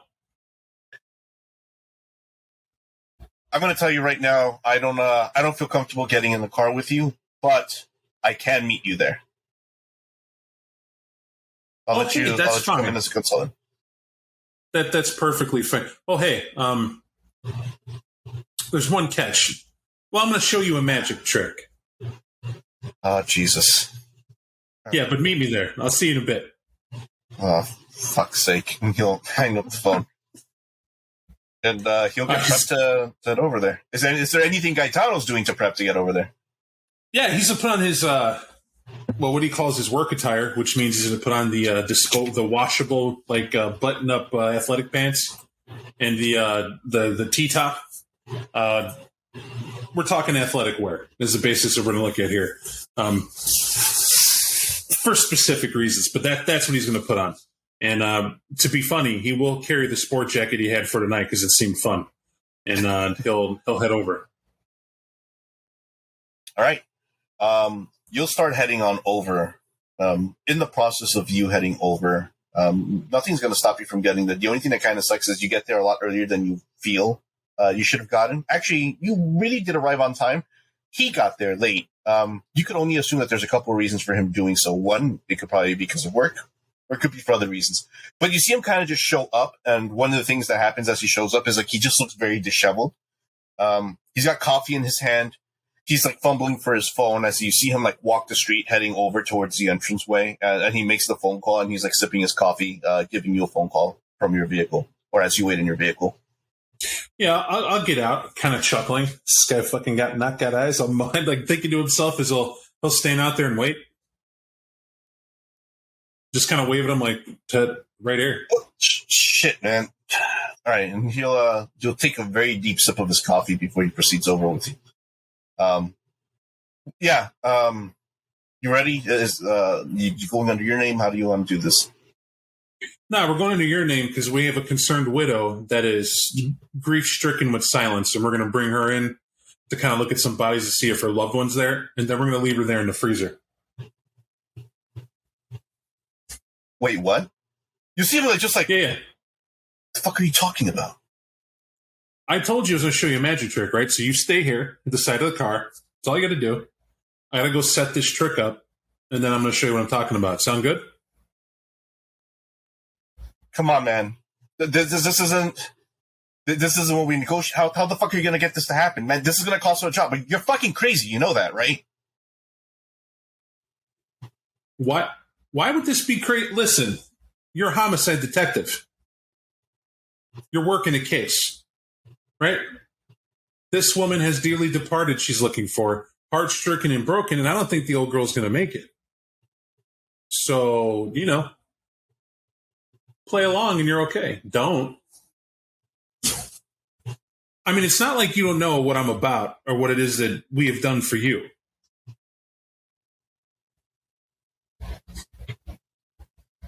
Did I mention you're getting paid? I think I did. So, relax. You'll see him like he's drinking that coffee, but you could see that bead of sweat just build up on him, and he has that look of resignation, and that's enough to let you know, like, fine, I'll wait, but I'll wait by the car. Listen, man, don't take too long. I got to get back to work. Yeah, don't take too long. You say that to me one more time, asshole. Okay, have some respect for the dead. He's going to open up his passenger side, with just looking at him with derision, and he's going to pop the glove box, pull out his protein shaker, and head to the back to the trunk. He'll unlock it, just shaking his head. I at least in your line of work would care about these sort of things. I mean, you're at a morgue. And the lady he hit tonight to feed on and bit out a chunk of her stomach to eat from, that's easier to cover up with a shirt is why, as per my MO. What I'm going to do is I'm going to take the shaker, and I got to remember how this goes. So I'm going to actually get my phone up, scroll over to the ritual, and ingredients, okay, human body, check. Bile. I fucking hate this part. And he'll rest the phone on the side, take his 2 fingers and goop the inside of her stomach acid to kind of slip that in the protein cup and get a bit of her blood, kind of what I didn't get, and like squeegee that into the cup as well. You're not hungry, are you? Just kidding. This is I hate this part. Listen, can you do me a favor? I need you to get like coffee tends to make me dry in throat back in the day when I drank it before I gave it up for Lent. I need you to like take in a good schnoz amount. You know what I mean? Take in the good New York air and just kind of, get that snot going. And then I need you to spit in this lid. Just spit in there for me. What the God damn it, guy. He'll just give me the fucking lid. Yeah, he'll hand it to him. You'll grab the lid, and he's like, by the way, man, you got to turn off your Game Boy over in this fucking glove compartment. That shit keeps like resetting itself. Is something wrong with the batteries? the Game Boy's on. Don't look at he'll go over and cover it face down. Don't look at this thing. Like, don't. Nintendo's got a scam, and you don't want to know about it. Just leave it alone.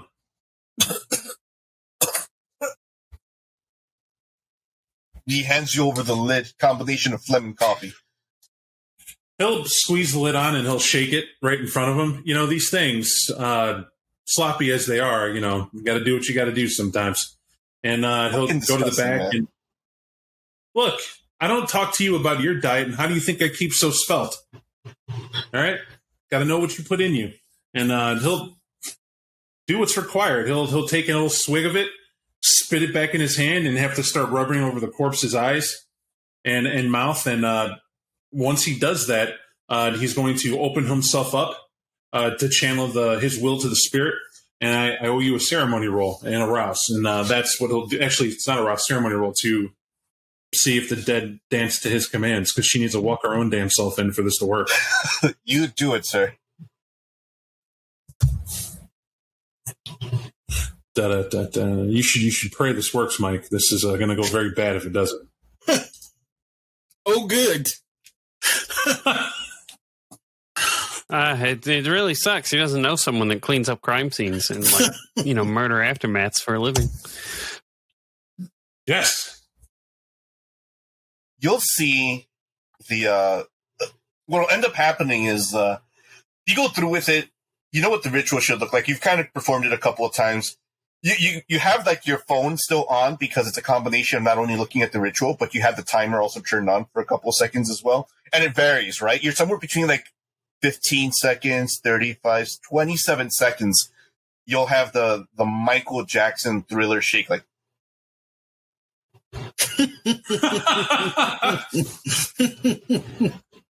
All right, Rebecca, at your pace. Pull your shirt down, sweetie. He'll organize your shirt so he doesn't see the obvious wound in the side. What the fuck was she doing? Was she sleeping in the... I'm not going to ask any questions. Yeah, you shouldn't, Guzman. She was sleeping real hard, you know? And he'll get her clear of the trunk and shut it. And he'll look back at his phone and check it and just literally, are you fucking kidding me? I don't have to put it in my mouth. I don't have to put it in my mouth.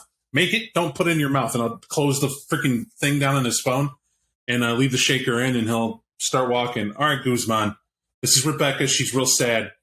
This is your story, right? Because they're not going to ask. A living woman is you're bringing in to identify a body. It's all you got to do.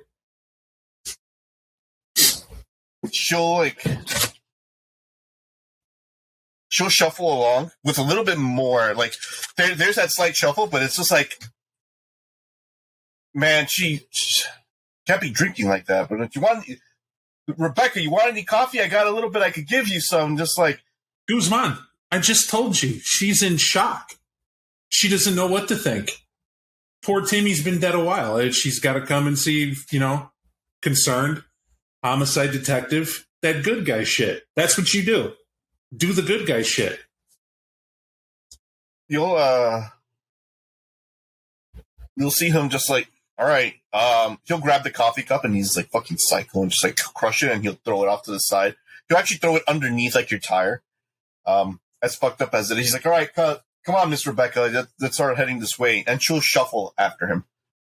Quite literally shuffle after him.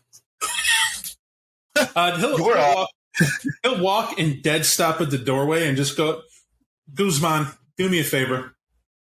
Send one of the workers you run by, tell them to come out here for a second. It's a thing.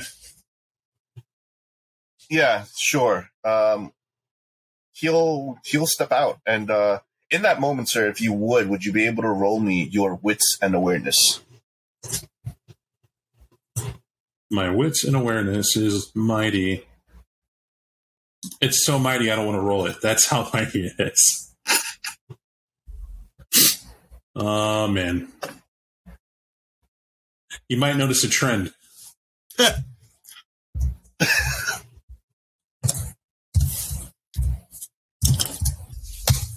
The mightiest of rolls.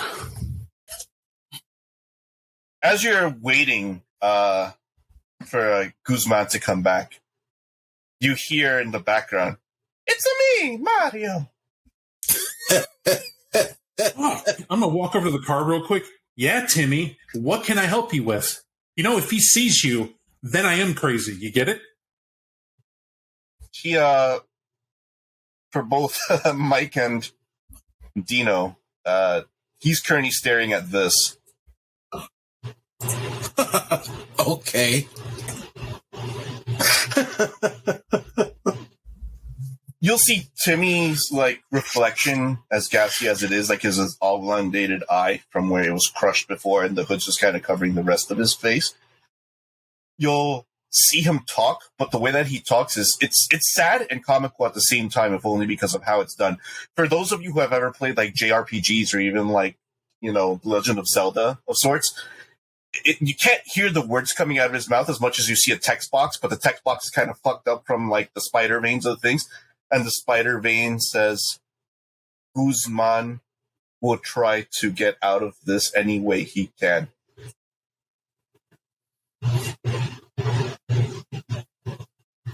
All right, Timmy, we'll see. If he doesn't come back, there's his car. Eyesight. I mean, I've told you this. I was in line for the Heisman back in the day. He won't get far. You'll simply see like out of the 3 stars, you'll see like one of the stars just like level up to a 4th star, as if a sign of approval, because that's the only way you can communicate with you right now. My apologies, Dino, you were saying. I was about to ask something. Did John ever pay up? John, did you ever pay Guy for the bet? Why would I pay Guy? Guy didn't win the bet. The bet was that Kaiser took the thing from the drop. Clearly he did not. Why would I pay Guy? I'll look at Guy. That's not what I remember, Guy. I don't remember that being the bet. You don't get to retroactively change the bet. Retroactively? No one's changing anything, John.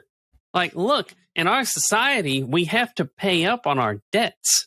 Okay? That's how, like, the whole thing works. You know, what version of the bet do you remember that results in me being wrong? I remember it being very simple. Hey, I'll need a little help. Like, Timmy says this guy's going to rabbit. All right. If he goes to his car, we got to make sure he don't. Now, I can catch him, but you probably want to catch him, because if I catch him, it's going to look very action film. Just don't look at me. Just go away. Go away. Don't look at you. Don't look at me. All right, sorry. I didn't know. I'm turning. Rebecca He is so sensitive. Rebecca just stands there as she waits for Guzman and just.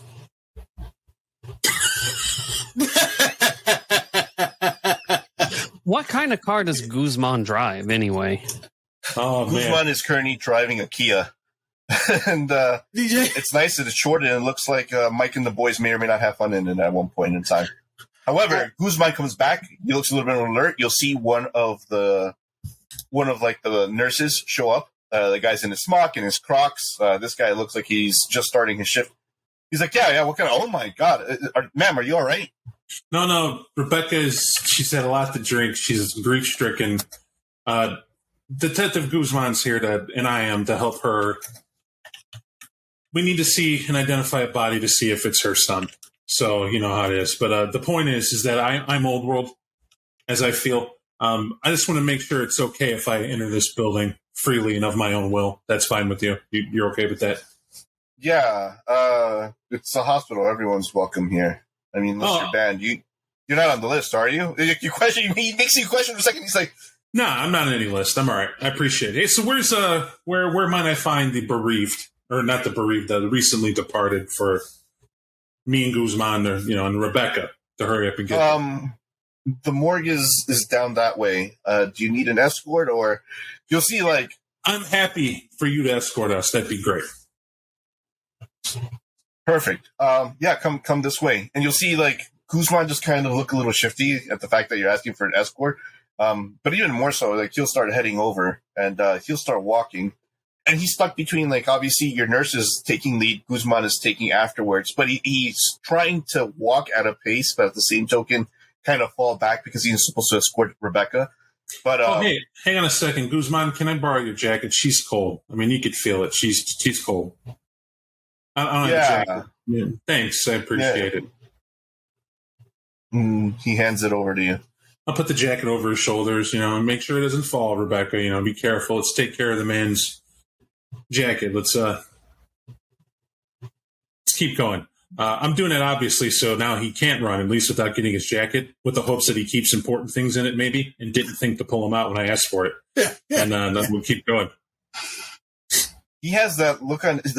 He's more annoyed than anything else. Like now, you can start seeing him. Like, yeah, come on, let's keep going. He's like, oh Jesus. He's like, sometimes I wish you could smoke like you used to back in the day, right? You can't fucking smoke in hospitals anymore. Go fucking figure. And you don't want to smoke because what it'll do to your heart. A guy like you, anxiety, stress all the time, you probably put on weight like nobody's business despite how you work out. You just can't relax and sleep as good anymore. It's like he just shakes his head at the slight. And the nurse is going to like look a little bit nervous as along the way. He'll fall back just enough as he starts getting towards the morgue door. And I guess he heads over to Gaetano, feeling like Gaetano probably is either a partner or kin. He's like, sir, if you want, we have IVs that would be able to help Miss Rebecca. She seems to be in bad shape, or it wouldn't do any good. This is grief and what she took. There's a reason the detective's here, right? We just got to get her to do that, get her in a place where she can detox, do the whole thing. But for the moment, we got to do the rough part first while she can. Of course. Yeah, it's right in there. Detective, if you need anything, I'll just be standing right out here for the most part. She'll walk over it. The list is right over here. If you need any help, there are assistants. They probably won't interfere with what you have to do. We know you've been around here before. At least you're kind. Just sign the book and everything. We're good. I'll be right out there by the counter. All right, if you need me. I appreciate it. My name's John, by the way. Great. Thanks, John. You've been a big help, John. He'll put a hand on Rebecca's shoulder, and he's like, "I'm sorry for your loss." and he'll lean in, Rebecca. Rebecca, hey, it's okay. It's okay. At your word, she like.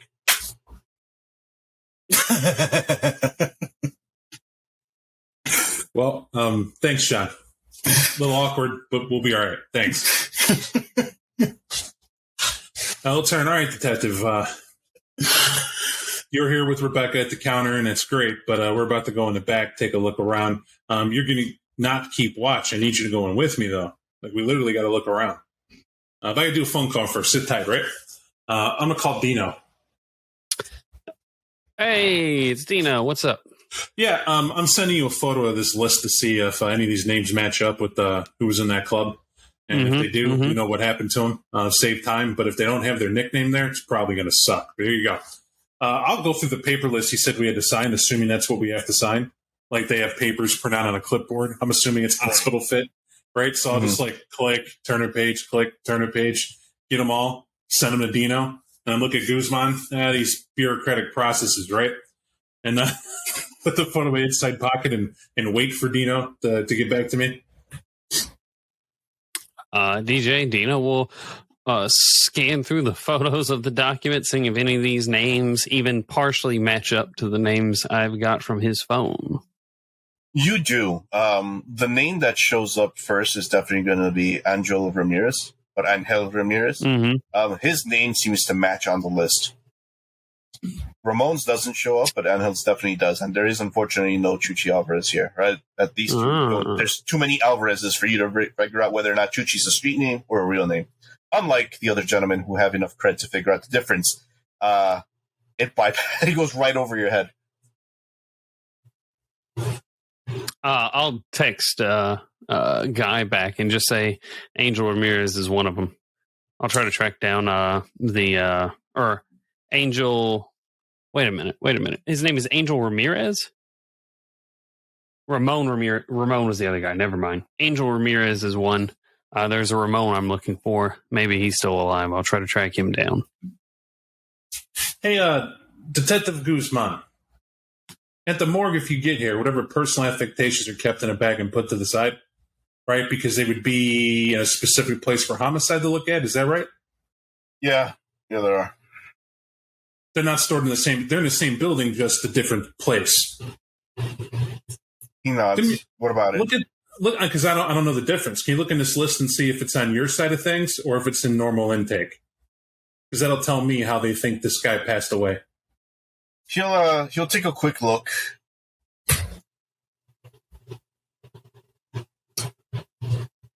Well, this guy obviously got ganked. Got ganked? What do you mean? What? How do you get ganked? What is that? Let's go look at it. Or does it say right there? It says right there. He'll take a look. He's like, it seems like there's multiple. He'll scroll through. You'll see the assistants kind of look up. Do you need any help? He's like, no, I got it. Don't worry about it. But he'll take a side glance to the guy before turning his back to him, and he's like, several blunt trauma. There's piercing by the throat. Seems like he may or may not have gotten his throat cut, and seems like his chest got caved in. His chest got caved? Jesus. Hold on. 46X. Hold on a second. And he'll walk over to the freezer portion of it, and he'll pull it out. Rebecca, all the while, is just standing in spot as you two gentlemen walk away from her and head over to the morgue portion. As you head over to the morgue portion itself, you'll pull over the thing, and you will see one of the familiar faces that you did, Gaetano, that were waiting for poor Chuchi in the background. Some of them had different appointments. The only thing that, well, Guzman was not anticipating is that there's a certain level of rot that has kind of taken into effect here for someone who is freshly dead. Like, oh, what the fuck? You'll take a quick look, and the body's obviously naked. You'll see where the bruises are. It seems like his body was crushed, specifically at like the elbow joints, wrist joints, things that prevented this person from moving. You'll see that the chest was caved in, but whatever had kind of pushed it in was, you're not sure if it was a sledgehammer or something of equivalent use, and the throat was cut. It's almost as if they were trying to sever the head, but with a shorter blade than is necessary to make the cuts through. But so I'm thinking what you're telling me. I'm thinking what you're telling me is these ligature marks that he was held down. Is that right? Or he was held at the wrist and there's severe bruising from it.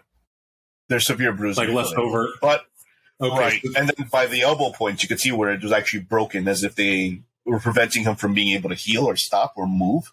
But this guy, for lack of a better term, is a lot, well, once again, his state of decay is a lot more than should be. Yeah, but this guy fought like hell is what it sounds like. Like whatever it was, he was given what for before they got him.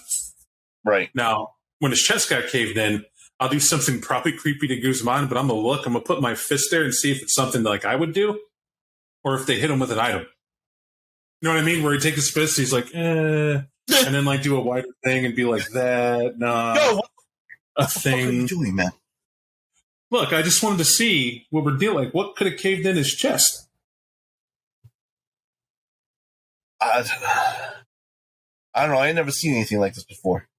I mean, I've seen some fucked up shit. Like, I've seen where, like, usually when someone gets hit, but who would take a fucking sledgehammer to someone's chest? They usually aim for legs or... Nah, you aim at... You want to leave an example, right? That's what that says. But you're right.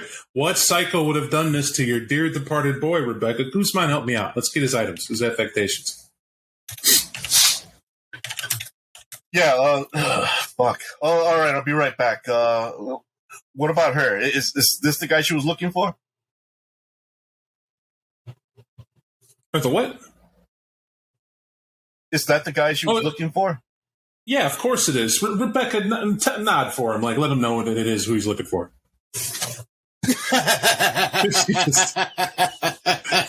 See? All right, you're fine, Rebecca. You're fine.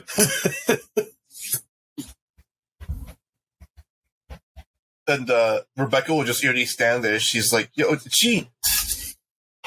All right, I'll be back. And he'll step away. Guzman, still has your jacket. Yeah, no, I'll be back. All right, just making sure, because that jacket, that's yours.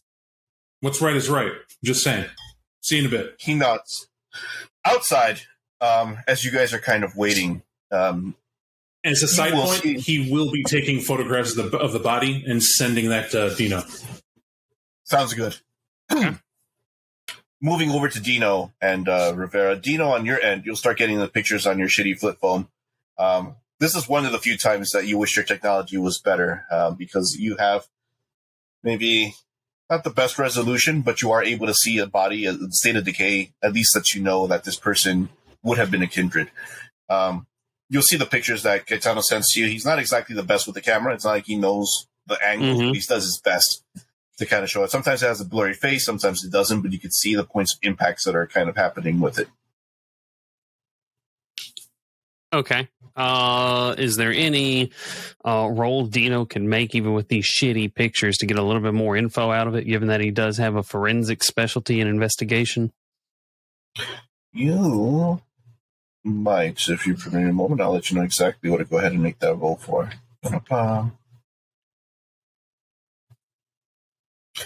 You may make an intelligence and investigation roll with forensics being your specialty. The difficulty for this would be around 2. Okay. All right. 4 total. Taking a look at the body, you could definitely tell it's almost exactly as Gaetano had mentioned before. We're curious. Someone did put up a struggle. You see where the wrists are broken, but that's more because of the restraint where it kind of cut in. You could tell where the zip ties kind of were. The elbows were also definitely broken. It's as if this person was not only incapacitated, but an example was also being made out of them. They really didn't need to try cutting this guy's head off, but what you could definitely tell is even though the chest was caved in to probably put him down into a torpid state, even though you're very sure that his body would decompose at one point or another, the cutting the head off was more of a precautionary measure, or to make sure that the job was fully done. They just didn't get to fully do it, which means they may or may not have been disturbed during that period in time before they decided to either A, give up on it, or walk away from the body, figuring someone had interrupted them. Did that initial picture that guy sent me that had Angel's name on the list, did it state when he was found? Like, was he found like a couple of hours ago, or was it like a day ago? Because it's only been 3 days since we last saw him. You can tell that he was found a day ago. Okay, all right, okay. I was worried if, like, the body turning to ash when the sun rises, like, we might have a problem or something, but okay, no, never mind. That's fine. Because it already would have happened. Nothing we can do now. Well, fuck. All right, well, I'll call Ramon once we're out of this whole situation. That is just next on my to-do list, because he might still be alive. But if there's nothing else real than that, I guess the thing that was interesting was the last bit, because Dino thinks they were interrupted at some point, that they didn't finish the job. Is that what you said? Okay. Correct. I'll message that to Guy. It looks like they were in a hurry and got interrupted. Where did they find it? That's a good question.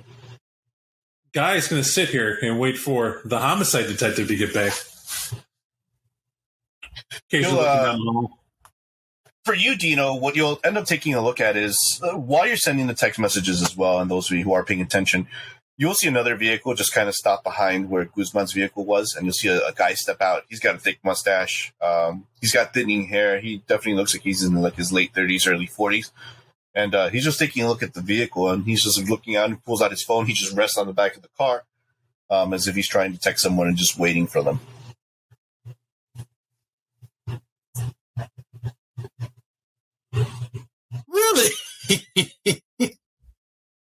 Really?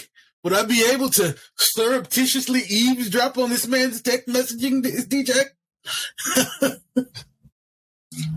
Actually, yes, you would, because as you had placed it, our keen sheriff had decided to stay obfuscated during this moment in time. And as he's sitting still and just waiting near the vehicle, you'll see the text message, and the text message reads, Guzman, where the fuck are you, man? I'm already here. Where's this perp? Oh, that's not good. DJ, I would like to bludgeon this fellow as viciously as I can. From surprise, if at all possible, and with the advantage of my lethal body.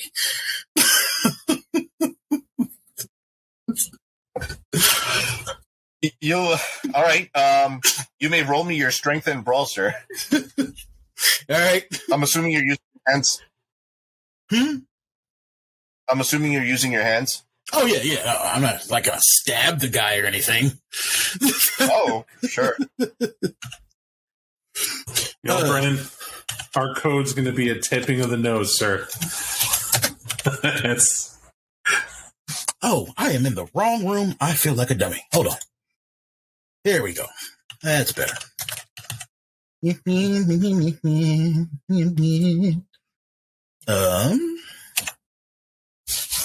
And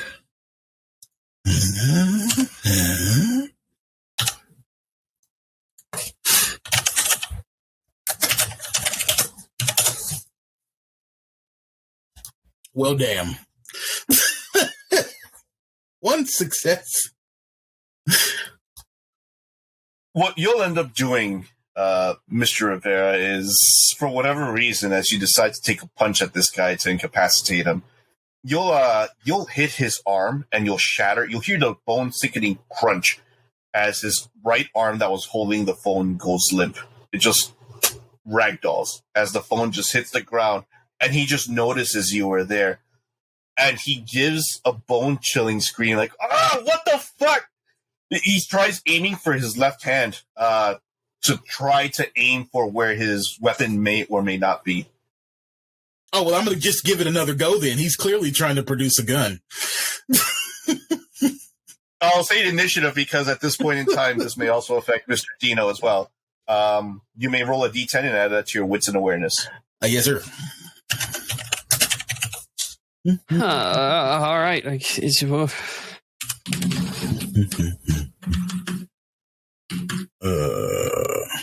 we go.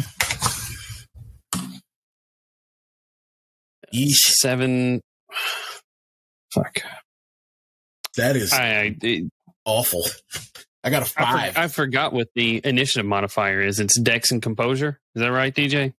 I believe so. I believe it's awareness, but I'll say Dex and Comp is fine. Well, see, that changes things. I got a 7. Just a reminder, just so Brennan knows, it's not even something you roll. It's up to the ST to determine the outcome of how fast something would go. But if you need something to determine that, that's what that is. Okay. All right. I was stuck in Chronicles of Darkness then. I rolled a 7. Perfect. Yeah, whatever you want me to add it to it. Yeah, my roll was a 3, so I'm apparently just slow today. That's fine. So then we'll use Dino. Dino, you'll move faster than Mike in terms of his actions. I guess in terms of declaring what you'd like to do. Mike, what does it seem like you're trying to do? Because you can see how this officer is going to be acting last. Is using his left hand to frankly look for his firearm as he lets the other one go. But you can see him wince in pain. He's going to be very hard pressed to do something, but you're very well sure that he's probably going to fire off at poor Rivera. Rivera, what are you intending on doing? You're just haymakering him? Yep, he's going to get another one. Second verse, same as the first. So what Dino will do is he is beating the fuck out of this guy in his own car, right? Outside That's what the he's car. doing, like DJ? This guy, Outside just the to car. set up thing, yeah. Guzman's car is parked. You had a guy walk up to the vehicle. He's kind of leaning on the back. He had both hands on his phone as he was typing. Out of nowhere, actually not out of nowhere, for whatever reason, Rivera was always standing there. The guy just didn't see him. Rivera just goes, right to the right arm. At this point. So I got no brawl, so this is going to be fun. But I will blood surge for that, to add to my strength for this. And I'm going to come up behind him, because obviously he's already focusing on John, and I am going to bite him and try to bring him down in between other cars so that nothing is like get him out of view of people, cameras, whatever, as much as I can. But the big point is hit him with the kiss so he calms the fuck down. All right, sir. Go ahead and at least make me that grapple roll first. All right. So blood surge, just to go ahead and... Mm-hmm.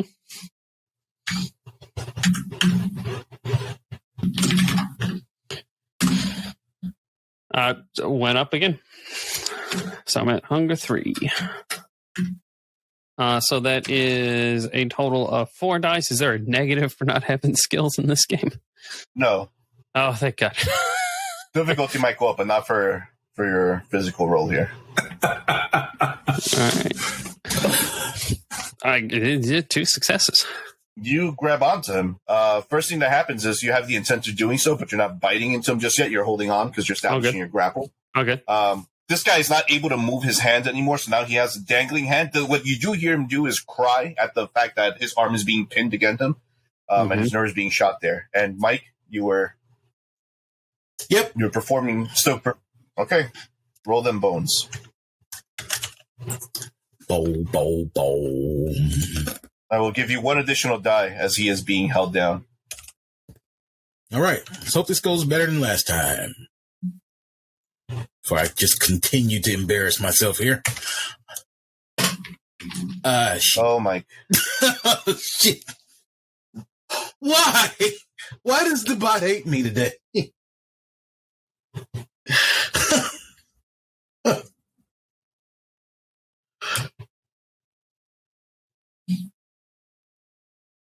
Well, in normal cases, I would allow a reroll. However, since the intent was to cause bodily harm to this human, it's almost too hard to try to justify there would be a reason you would ever hold back. In your particular case, sir, what ends up happening is you will hear... Actually, there's a better way of describing this. Dino, you're very well certain that you're about to go ahead and grab onto this guy and just hold on to him as you're trying to apply the kiss. What you didn't anticipate is that you feel Mike's knuckles, or I should say, like John's knuckles, touch your chest. Oh, no. In real time,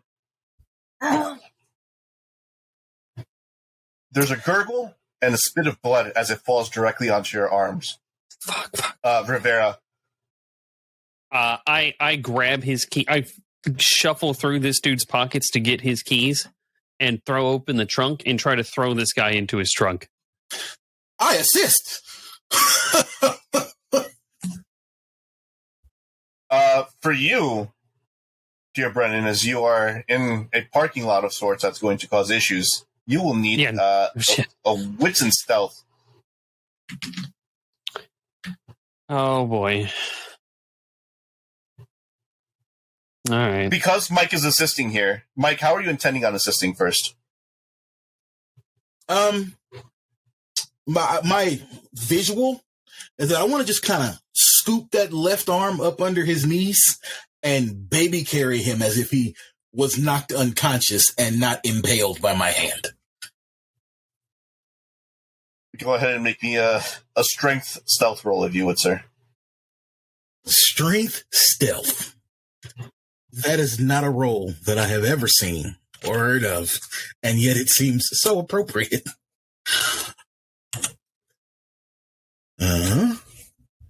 Do I need to, these hunger dice per usual, right? Hunger dice will be included in this.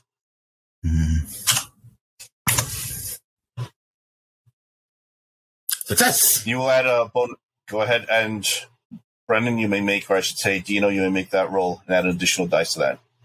Add 2 extra dice to it? A die to it. A dice. Okay. 2 successes. You are very well aware that as you try to bring this out, this is going to be a little bit more sloppy than normal. Between the both of you, you're kind of able to hold the body together.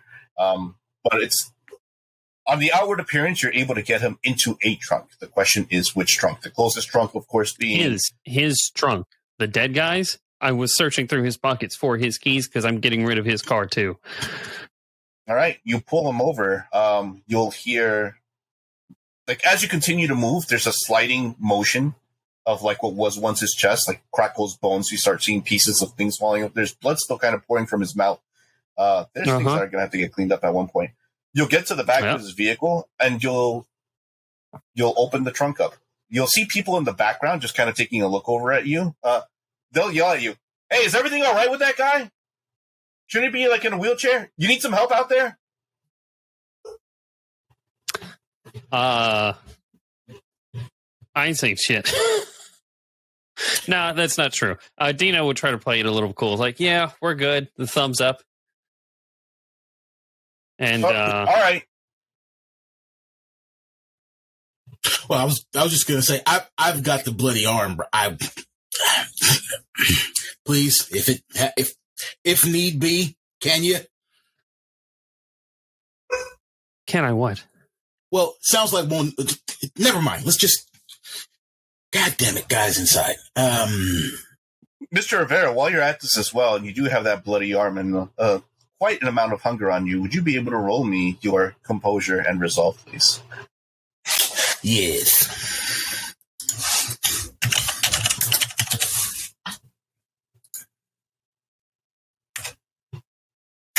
No hunger dice for this one. Single success. You find yourself taking a look over at this guy's neck. You have he's like, it's free food. Why aren't you? There's that look in his eye, Dino, that he's probably holding it back just enough. Mm-hmm. But I'm sure he is. Is the corpse in the trunk yet? You do your part by putting him in the trunk. The only problem is it's still attached to Rivera's arm.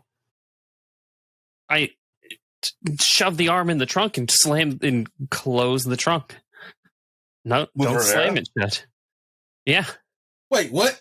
I grab You're it. putting- John, you can get in the trunk or you can let go of the arm. His arm is inside his chest cavity. I will- if I didn't anticipate I this. will, in fact, get into the trunk with the dead guy. Yes, okay, that was the part. Then yes, I do shove him inside the trunk. And close it, and we are going. Dino, as you close the trunk, vampire in tow there, you will definitely take a look over at the mess that was kind of left behind. Mhm. There aren't the bits of gristle are very low, but the amount of blood that had originally broken out and a phone that is currently lying on the ground. Oh, I Seems to grabbed be- the phone. I grabbed the And, phone, absolutely. You grab the phone. Very well. Just for me 1 second as I take a quick look. Just last thing, I will send a message to Guy when I get in the car saying, hey, John needed takeout. We have to go clean up because he spilled pasta sauce all over his sleeve. He had a dinner date with Guzman's friend.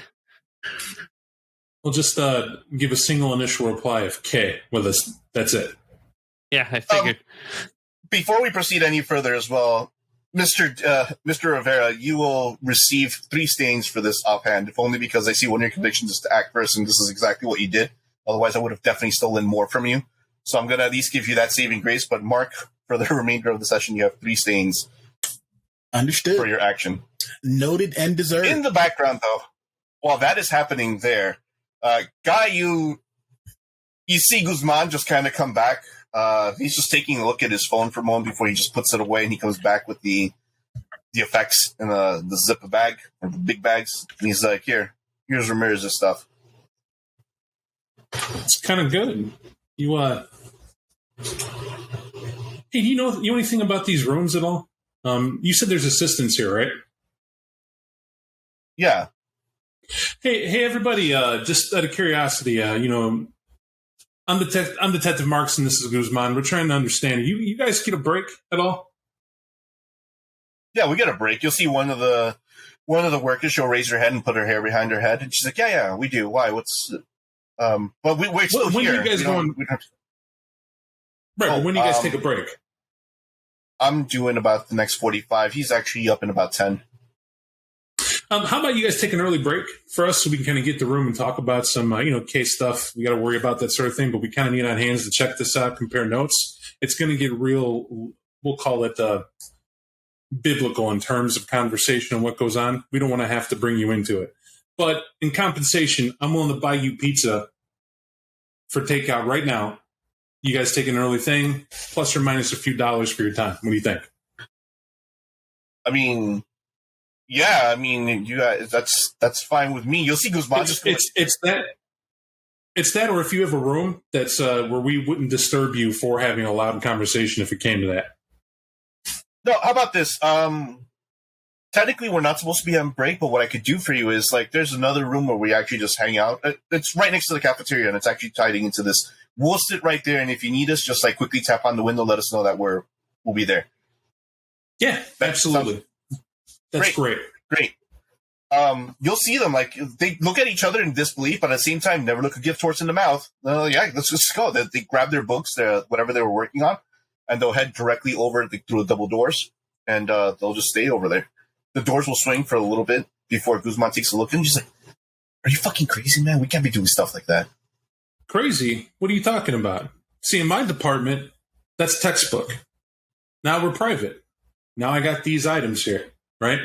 Now, see, something important to note, we can't exactly have this walk. That'd get your job in trouble, wouldn't it?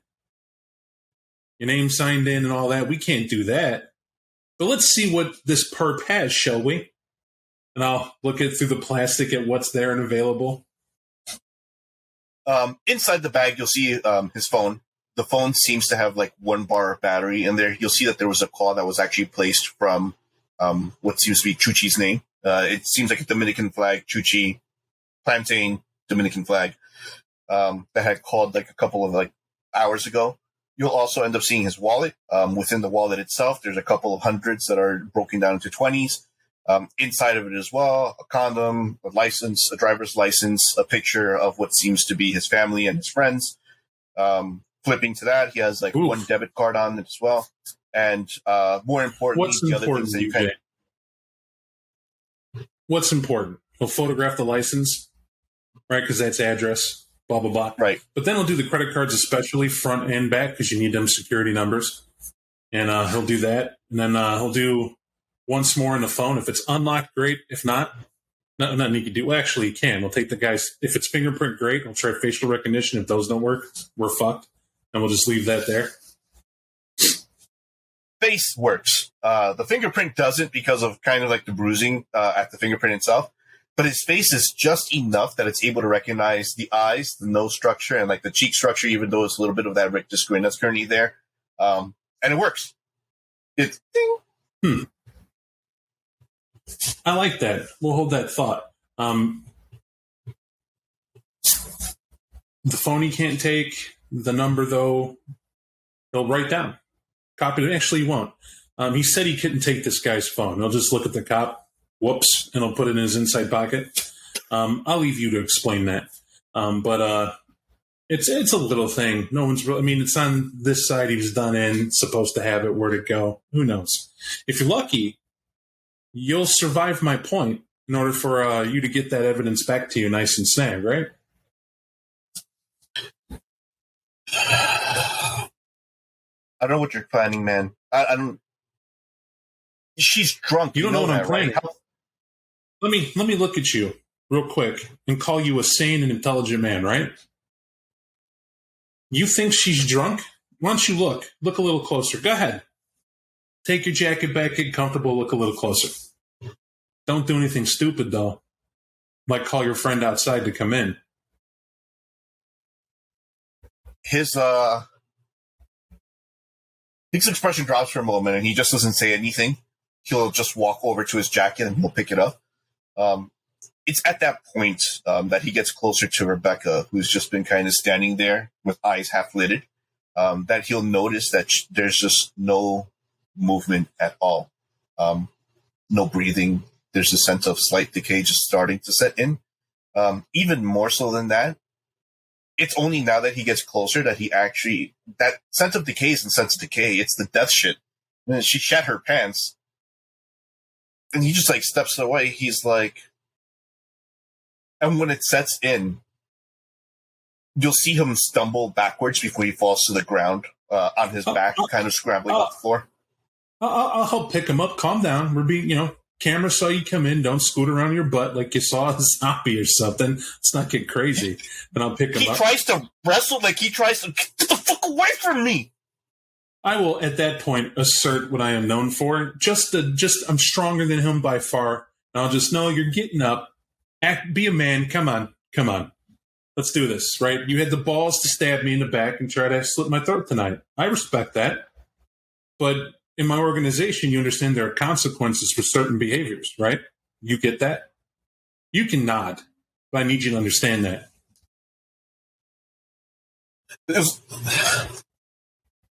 He nods. Take a look at Rebecca and wonder what we did with your wife.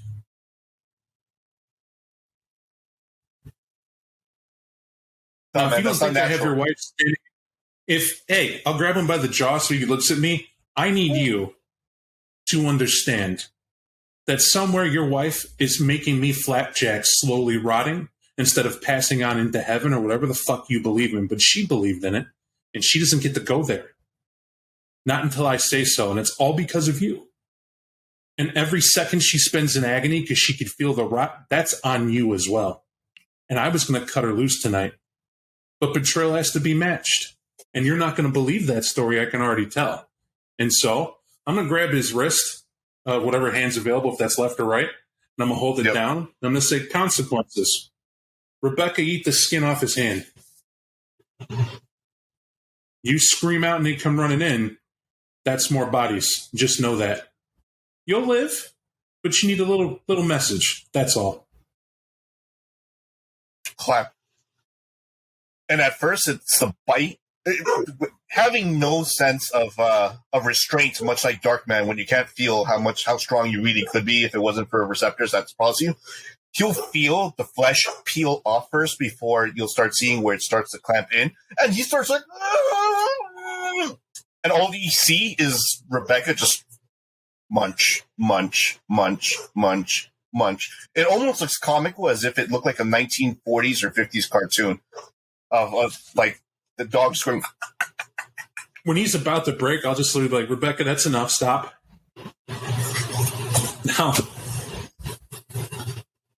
Now, Guzman, I have your undivided attention, yeah? Wrap it up. Don't put it on their floor. They got to clean up after you. Wrap it up. Go to the sink. Use the antibacterials. Keep your hand. Do the whole nine. I'm not an animal. You see him kind of shake, if only because of the shock itself, as he's trying to like wash and bandage, and all he's got is paper towels and maybe gauze, but it's not to really use gauze here. Why would you? You're not trying to save anyone. But he just keeps using the paper towels that are being used to kind of wrap up his hand. But he starts to shake feverishly there as Rebecca just kind of stares at him, not really staring at him, just staring through him with her bloody mouth and pieces of like his face. Yeah, well, I suppose now we're going to leave these affectations here. He'll lay them up there. I got what I need. This is all good. You did well, Guzman. You understand that I'm not going to pay you. I got to buy lunch now. That's on you. I'm also don't know what happened to your friend. Like, I legitimately don't. He could have fallen off a turnip truck somewhere. I have no idea. That's also on you. And when you explain to his wife and child that we'll be looking for him, I wonder what could have happened, you'll know that's also on you. But what you don't know still is who I am. You can look at me, you'll see me in your dreams, all that's nice and fun, but I'll still have your wife. And you're going to have to explain all this. That's going to be fun too. However, don't worry about Rebecca, she's coming with me. Fair? It's a fucking cop. He's a fucking cop that be doing these things to these people. Let my wife go, man. Just you call me later, we'll work on that. You call me later, we'll work on that. I get it. You're sorrowful, you feel real sad, but that didn't stop you from what you tried to do tonight. Before you were making money. Now you're worried if you'll ever fucking write with that hand again. I hope my point's made. He doesn't say it. He's like drool is starting to fall from his mouth as he's like holding really tightly onto what may or may not be his last of his hand. I'll tell Rebecca to wait here a second. Actually, I won't. What I'll do, what I'll simply do is tell Rebecca to wait in the other room, and not. Which room? The room with the assistants are different. I'll tell her to follow me to the hallway. Is what I'll say, and then I'll tell her to wait here, and then I'll turn around and go to where the assistants are. Rebecca and her nice little paleness against him heads off into the room, and she waits. I'll go to the assistants and I'll knock on the window exactly like they said, and they'll start gathering your notebooks. One of them will gather notebooks, I guess, because they do like the figure like, you going? I'm wait. and you'll see the young guy come out. Yeah. What's do you need anything? Yeah, how much for the pizza? That's part of the deal. Oh, I mean, there's a spot that we usually get it from. That 20 is enough to cover 2 of them, and it gives us a 2-liter bottle. Damn, you got me in between. Tell you what, I'll pull out the money and just hand him 100. Get a couple. Whoa. All right. Thank you. Look, we're all fellow city workers, right? Civil servants. I know how hard it is. Yeah. But hey, if you're wondering, Airbnb, own a couple. Give him the air wink, and I'll turn and walk back and say, "Oh, hey, let me help you out, buddy. You kind of got an accident there," and I'll kind of put my arm around the detective to help him walk out. I'll be, "All right, Rebecca, let's go." "Oh yeah, hang on, give me a jacket again." I'll wrap that around her, and I'll try to clean up her face as best I can, absentmindedly licking my fingers as I do, and then I'll start walking, trying to keep this quick. There's as you lick your fingers, it's almost like when you're eating certain types of like oily, spicy sauce, right? Especially when you're like kind of Tabasco. There's a certain sense of fear that you get from Guzman. It's just like, oh, okay, that's what it tastes like. You're like, all right, not bad. Rebecca, though, just seems like she has a little bit of rouge on her lips. That's probably the only thing, but it actually makes her look a little bit more alive, so you just kind of keep it there. And Rebecca just shuffles out as you anticipate her doing so. For Rebecca, I'm going to tell her to get in the passenger seat. Guzman, I'm going to let him walk to his own car. And then I'm going to call Dino. So as you guys are walking out from the exit of the hospital itself, or rather from the morgue area, Dino, you get that phone call. Actually, before you get that, Dino, you probably have 3 minutes or so. Well, generously speaking, probably 5. You have your sheriff in the trunk of the vehicle along with his body, and you have a trail of things that may have to get cleaned up and or not. The vehicle that Guzman is currently there is currently untouched. But the vehicle Guzman's vehicle. Yeah. Hey, guy. Got to make a drop off right now. Got to drop off the boss. He had to go take some takeout. Hope you're doing all right. Yeah, we're on the phone. Guy? Yeah, it's a phone call. I know it's a phone call. Do you know who that guy is? Him now. From the distance, you're at least about. I thought I drove off. I'm sorry. I thought I drove off. I will drive the car up, and I will lean over and open the passenger side for him. Yeah, I'll get out to walk over. Yeah.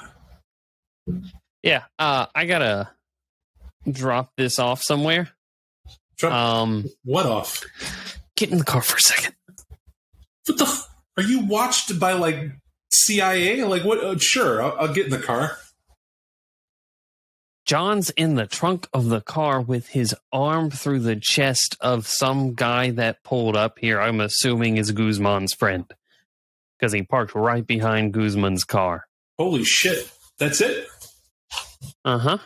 He just Yeah. I could tell you, Detective Guzman's real sorry about that. Actually, he's kind of paid his penance for that. Yeah, I hope so. But pop the trunk. Let me see if we can help him out. Yeah, I'll go park it somewhere with like the end facing the wall, so we're not opening a trunk with like technically 2 corpses for the whole world to see. Mr. Mike, or I should say, Mr. Rivera, John, as you are in the dark with this body of yours, are you just laying quietly? What are you doing? I am eating because that is how I got myself into this fix. You, sir, will reduce your hunger to 1. You'll eat what you can, but there's just like you'll start noticing that it just doesn't taste as well. It's better when the blood pumps than it is when you have it kind of dead and coagulating. You'll hear like a slight conversation happening in the front seat before the vehicle stops itself, and you hear the latch pop.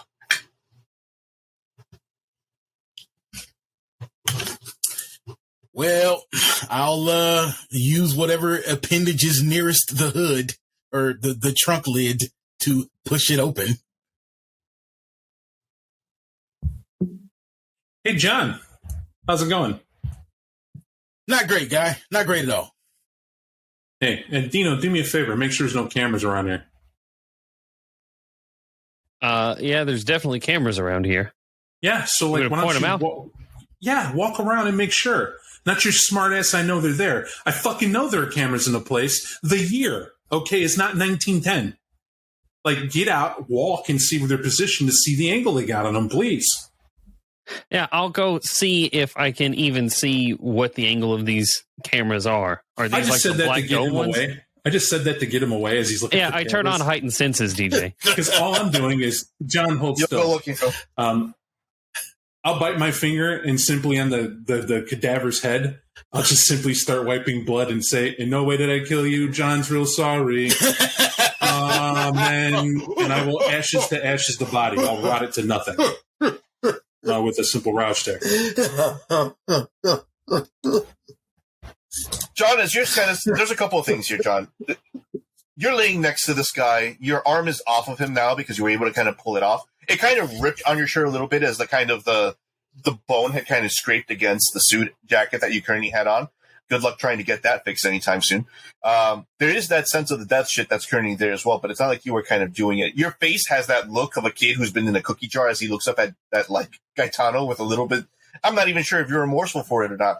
But what really gets you is you actually get to see Gaetano at work. And when he actually causes that body to rot, it's like CFX in real time. It's almost like watching those nature documentaries that takes days to film in less than seconds before it starts to become rot, ash, and the bone starts to crumble in front of you. And what's up to the body is not there as much as it is the pieces of bone that just were strong enough where calcium works, that just kind of jut out just enough before it melts before you touch them. Clothes is still there, but everything else is gone. Guy, you'll see John look at you working your hoodoo, look at the body, and then look back at you, and look back at the body, and like, are you sure we're not related? What? No, we're not related. You know what I had to do to learn how to do that? No, but that's why I ask. Look, I can't tell you about it because then I'm told worse things happen, but let's just say that's not easy. And, all right, I'm lying. It's don't tell Dino. That's the price. Don't say anything to Dino. I don't want to make him feel like his job is shit. What he does is important. He gets rid of all that excess bullshit, blah, blah, blah, wipey. But, like, really, it's kind of fucking irrelevant with me around. But the point is, I like dag dumb. That's the price. Don't tell Dino. And you were questioning me about why I'm nice. What the fuck, guy? Okay, all right. Thank you. I didn't put an arm through a cop. That was you. Now he's on a milk carton. Get out. You see why Come I on, don't get get out. Okay, I'll climb out of the trunk and start pulling off my bloody clothes. Look, it's important. A man's got to have his passion about work and keep his thing, and that's Dino's thing, right? Come on.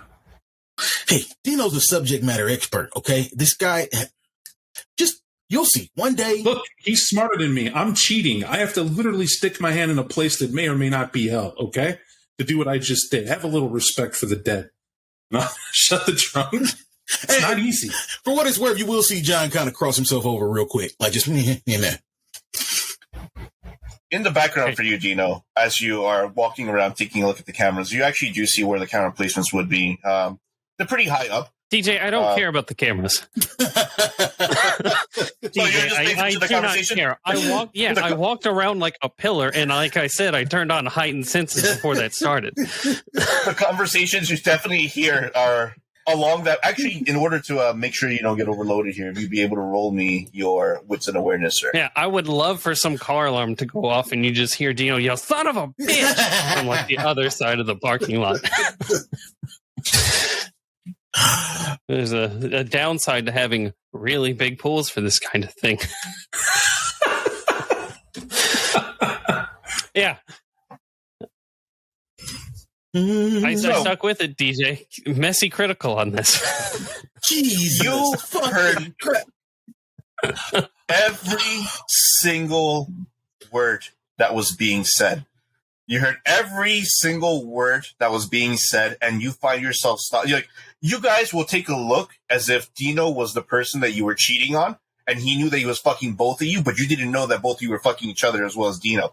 And Dino, you come in with a sense of superiority, and you demand fucking answers. You demand answers for the fact that everyone in was on the secret minus you, and you have to assert your dominance because, by God fucking damn it, these guys are patsies. You are the prince's brother. You should have more clout than these guys. Why the fuck are you in the dark about everything? A very important detail, DJ. Did everything about the corpse disappear? Every piece of bone fragment that fell out, every blood stain in the car, in the trunk? The stains you're not sure about because right now they're caked in what looks like kitty litter, aka dusted bones, but the clothes are still there. But the trunk is closed. Yeah. Don't tell Dino his job's irrelevant with you around here. Huh? Shit. Listen, yeah. Dino, my job's irrelevant. Dino, he hasn't seen you work, okay? All right? I know what you do. Sometimes you need things done in a way that looks like a man did it. Don't take it personally. Don't take it personally. I've been doing this he counts on his fingers. I've been doing this over 30 years. I am literally the expert. I am probably one of the best in the world at what I fucking do. I've been doing it so goddamn long. You're definitely the best in the city. Like I said, and I moved out. All the city. It doesn't fucking matter how well you clean this up, John. Who did you take out? Do you know who fucking owns them? Who runs them? Who? Yeah, but Dino, they can't find him. It's just like the song says. Nobody, no cry. Nobody, no cry. Nobody, all right. no cry. Listen, that's how it goes. I don't suppose any of you guys can just rip memories out of people's heads. Because I got someone that I share blood with that apparently puppets a lot of these guys. What I told you, I got those books a while ago. Who do you think you mean gave me the thing? Yes, they're fucked. Yes, if they were there, they're fucked. I mean, that I don't know how that works, but I'm willing to bet a bit of them's got to be in a bit of them. You know what I mean? And where they just went to was the flush straight to oblivion, right to No Mansville, to We Don't Existville. Like I said, could be hell, could be not. Depends on your spiritual preference. I do this. Just nothing. Dino, to be clear, you know magic's real, right? You know magic's real? John, I wouldn't call it magic. Just saying. I need you to understand this. I've not had a pulse since 1997. I don't breathe. Right. I know magic's real. No, but that Since kind of Vanilla Ice had a hit song, you haven't breathed. That's just Dino. Will you open the trunk? Ancients. Sure. Whatever. I'll go around to the driver's side, pull the little lever inside, pop the fucking trunk. It's always dramatic with you, Dino. Dino, you may make me a resolving composure roll. They're not understanding you. It just seems like they undermine you at every single moment in time. You're not even sure what's going on right now. What's the diff? Your diff is going to be 2. It is going to be and I believe based on your. Well, I got 5 successes. The difficulty is not actually 25. No, you have enough composure not to flip out and frenzy on them. But you definitely are very well aware that this pecking order thing, you're not even sure who's in charge anymore. Yeah. But maybe this is the reason why your sister put you in this coterie. Point is, I'm going to have to deep clean this just to get any evidence of him being in here, which is fine. That takes maybe half a night, whatever. What? There's a 50-50 shot. Wait, Dino, why would you clean the car? Dino. Because there's evidence of a cop being killed in there. His body is down, but there's still blood they can get. I'm going to take the plate off this car and have it crush it. Johnny's in the thing.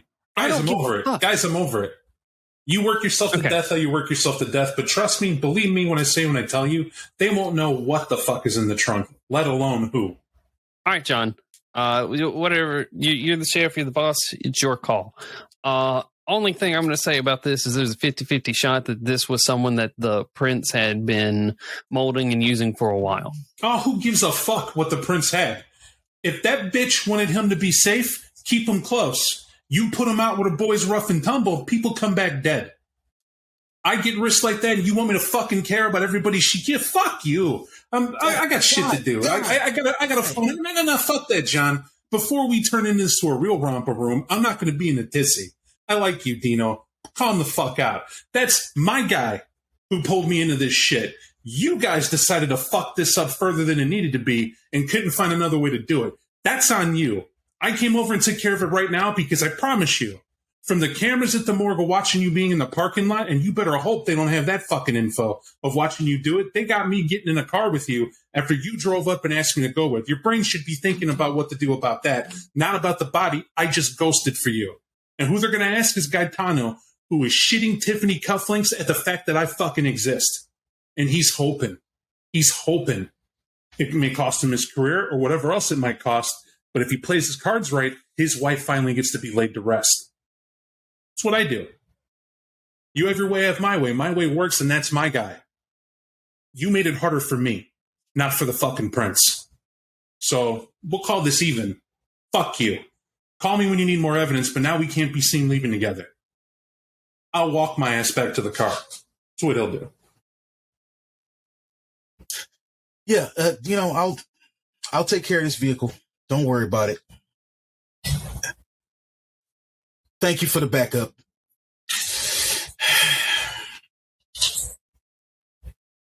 Yeah, fuck it. Let's break. We'll link up tomorrow. I got to take care of this car. And Dino will leave, DJ. Who's taking care of the car? So John is leaving with the vehicle. John's taking the car. Where's Dino heading to? Home to get rid of these clothes that I'm sure have blood on them. How are you intending on doing that? Walk the streets of New York? Oh yeah. How did we get to the hospital again? Who drove us here? Did we all ride with Guy? From what I recall, Guy had his own wheels. Two of us were in one car. Guy had his own wheels. Guzman's boy showed up later. So Guzman, go ahead. Then I drove John here, and I'll take my car home since John has a car. There we go. John's bus pass. You get in your vehicle, Dino, and as you take a look, you find yourself trying to clean up a little bit of the blood by using your shoe to kind of smear it off, and you're like, fuck, that's not going to work. Before you kind of just take off, you go into your thing, you take out a little bit of sanitizer, you do the best you can to clean it up, and you know you'll have to at one point, but you're in a shitty situation, and you know it. It's that feeling, that really fucking nagging feeling, is still going to be on you. Up until the moment that you are able to resolve a certain level of dominance, you'll be at -2 for the remainder of the night for your actions. That's is what it is. However, on Guy's side, Guy, you head over to your car, and of course you have Rebecca waiting for you. And she's just sitting in the passenger seat car with that dead look ahead as if she's got nothing better in life to do. Yeah, we're going to drive home. I think that's where we're going to go. And for the whole reason being is Guy's got to actually freshen up to go hang on at Brewski's where he can work and send in Dino all the info we got off this guy's phone he can and get that going, including telling Dino he's got this guy's phone. But the most important thing, DJ, is that I would try before we get there, especially at this point, to call Guzman from the phone. Which phone? His phone or the other guy's phone? Yes, Angel's phone. You'll because you said it was only a few hours, which means Guzman's alive. Right. She'll pick up the phone. Detective Guzman. All right, sorry, I said Guzman. I didn't mean that. I meant who's the what's his? Can't remember his name. Tucci. Ramon. That's it. Tucci. You said Angel's phone. There you go. Right. So you'll call up Chuchi's phone, but the Chuchi's phone is actually being held onto by poor Dino. So Dino has Chuchi's phone. The only person you'll get the phone call from Ramirez on Chuchi's phone. I'll answer it. This is not Chuchi. He'll hang up because the moment it's a brilliant plan, but he forgot to tell. He'll hang up, and then he'll text him, "Hey Tucci, it's in your best interest to tell me where you're at. Don't make me come look for you." You know what? Okay, I don't answer it. Quick thinking, fellas. Shit.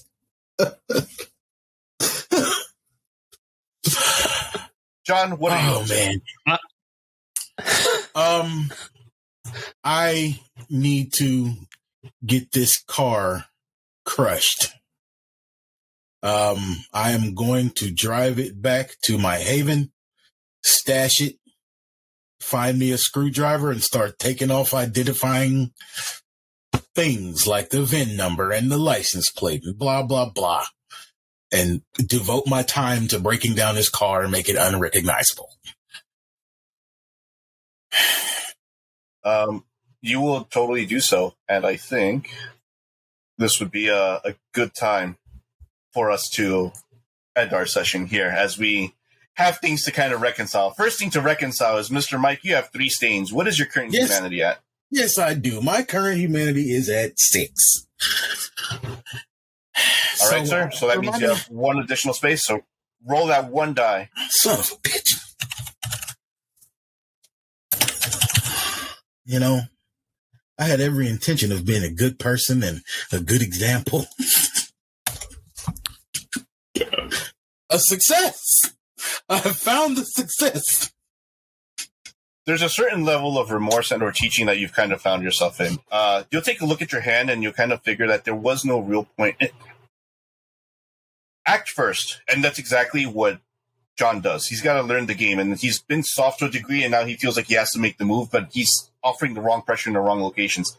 A mortal had to die tonight for that. A mortal who didn't need to die ended up dying, and now you have to live with the fact that you have to find the right way to act. And it weighs upon you because for the remainder of the night, it also separates you from the others. You'll notice where you're in the center of the polar scale between Gaetano, bad cop, and or good cop, depending how you look at what it is that he does, and Dino. But you played bad cop tonight, and you saw what it cost you, and what potentially could cost you. So you'll sit there like on your knees, getting rid of your clothes as well. You're over at the Domain Haven, getting rid of all of that, and that's exactly where we'll end there. And that'll call our session for this evening. However, everyone will get 2 XPs.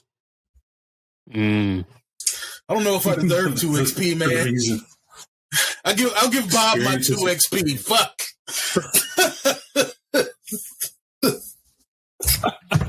God damn it. Why are you giving me your 2 XP? You earned yours. But no, I'm being facetious. What I'm saying is, okay, so small story, very small story.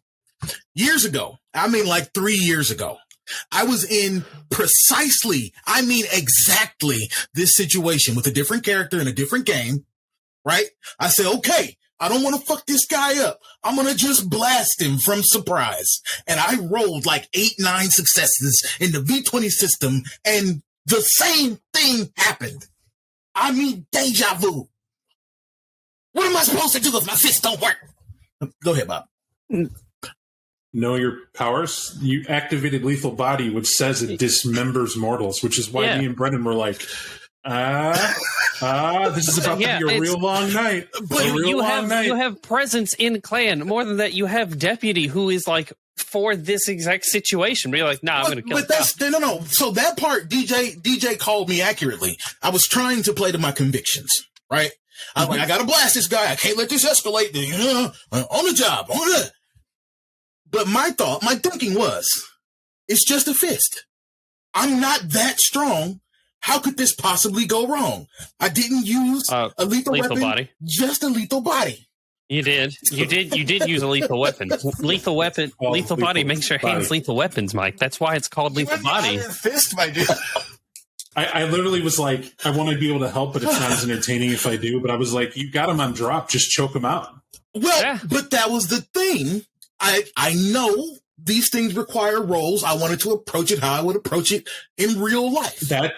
I would say that's your problem, is that you're relying on a roll. In real life, if you walk by an adult and get them in a chokehold they're not ready for, they pass the fuck out. It don't matter what your role is. It don't matter how big they are or skilled. But I'm city. You are trained. But that's what I would do. That's not. John is not my size. He's just John doesn't have to be. He's just a regular guy. What I'm telling you is, if John can't handle his own, I'm going to say you have deputies that do who believe you can. So next time you need to play that part of Don Corleone instead of the right-hand hitman he has with him. That's your lesson. This should be. Yeah, I get it. You gotta let players, you gotta let people in your group play to their strengths.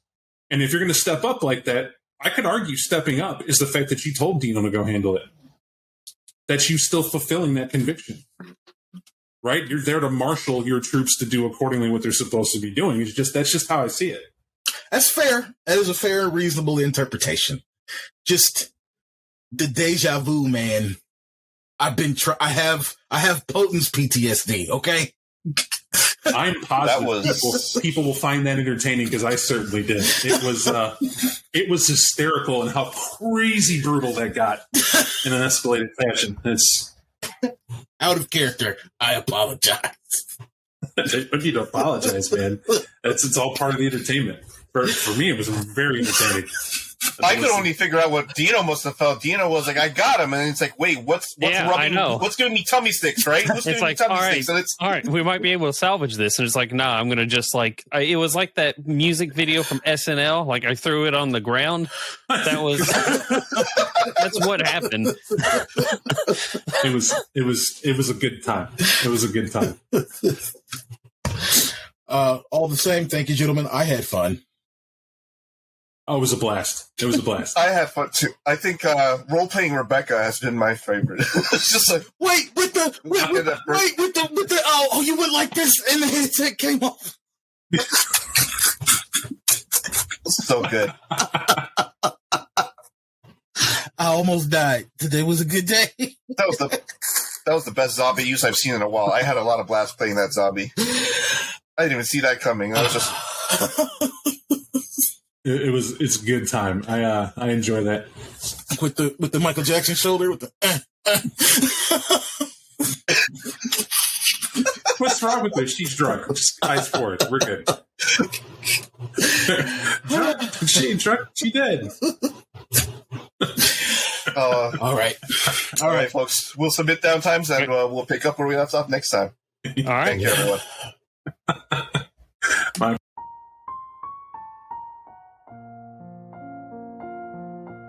Thank you for listening to our 25 Years of Vampire the Masquerade podcast. If you like what you heard and want to support us, please share it with others or leave a review. Thanks again, and we'll see you next time.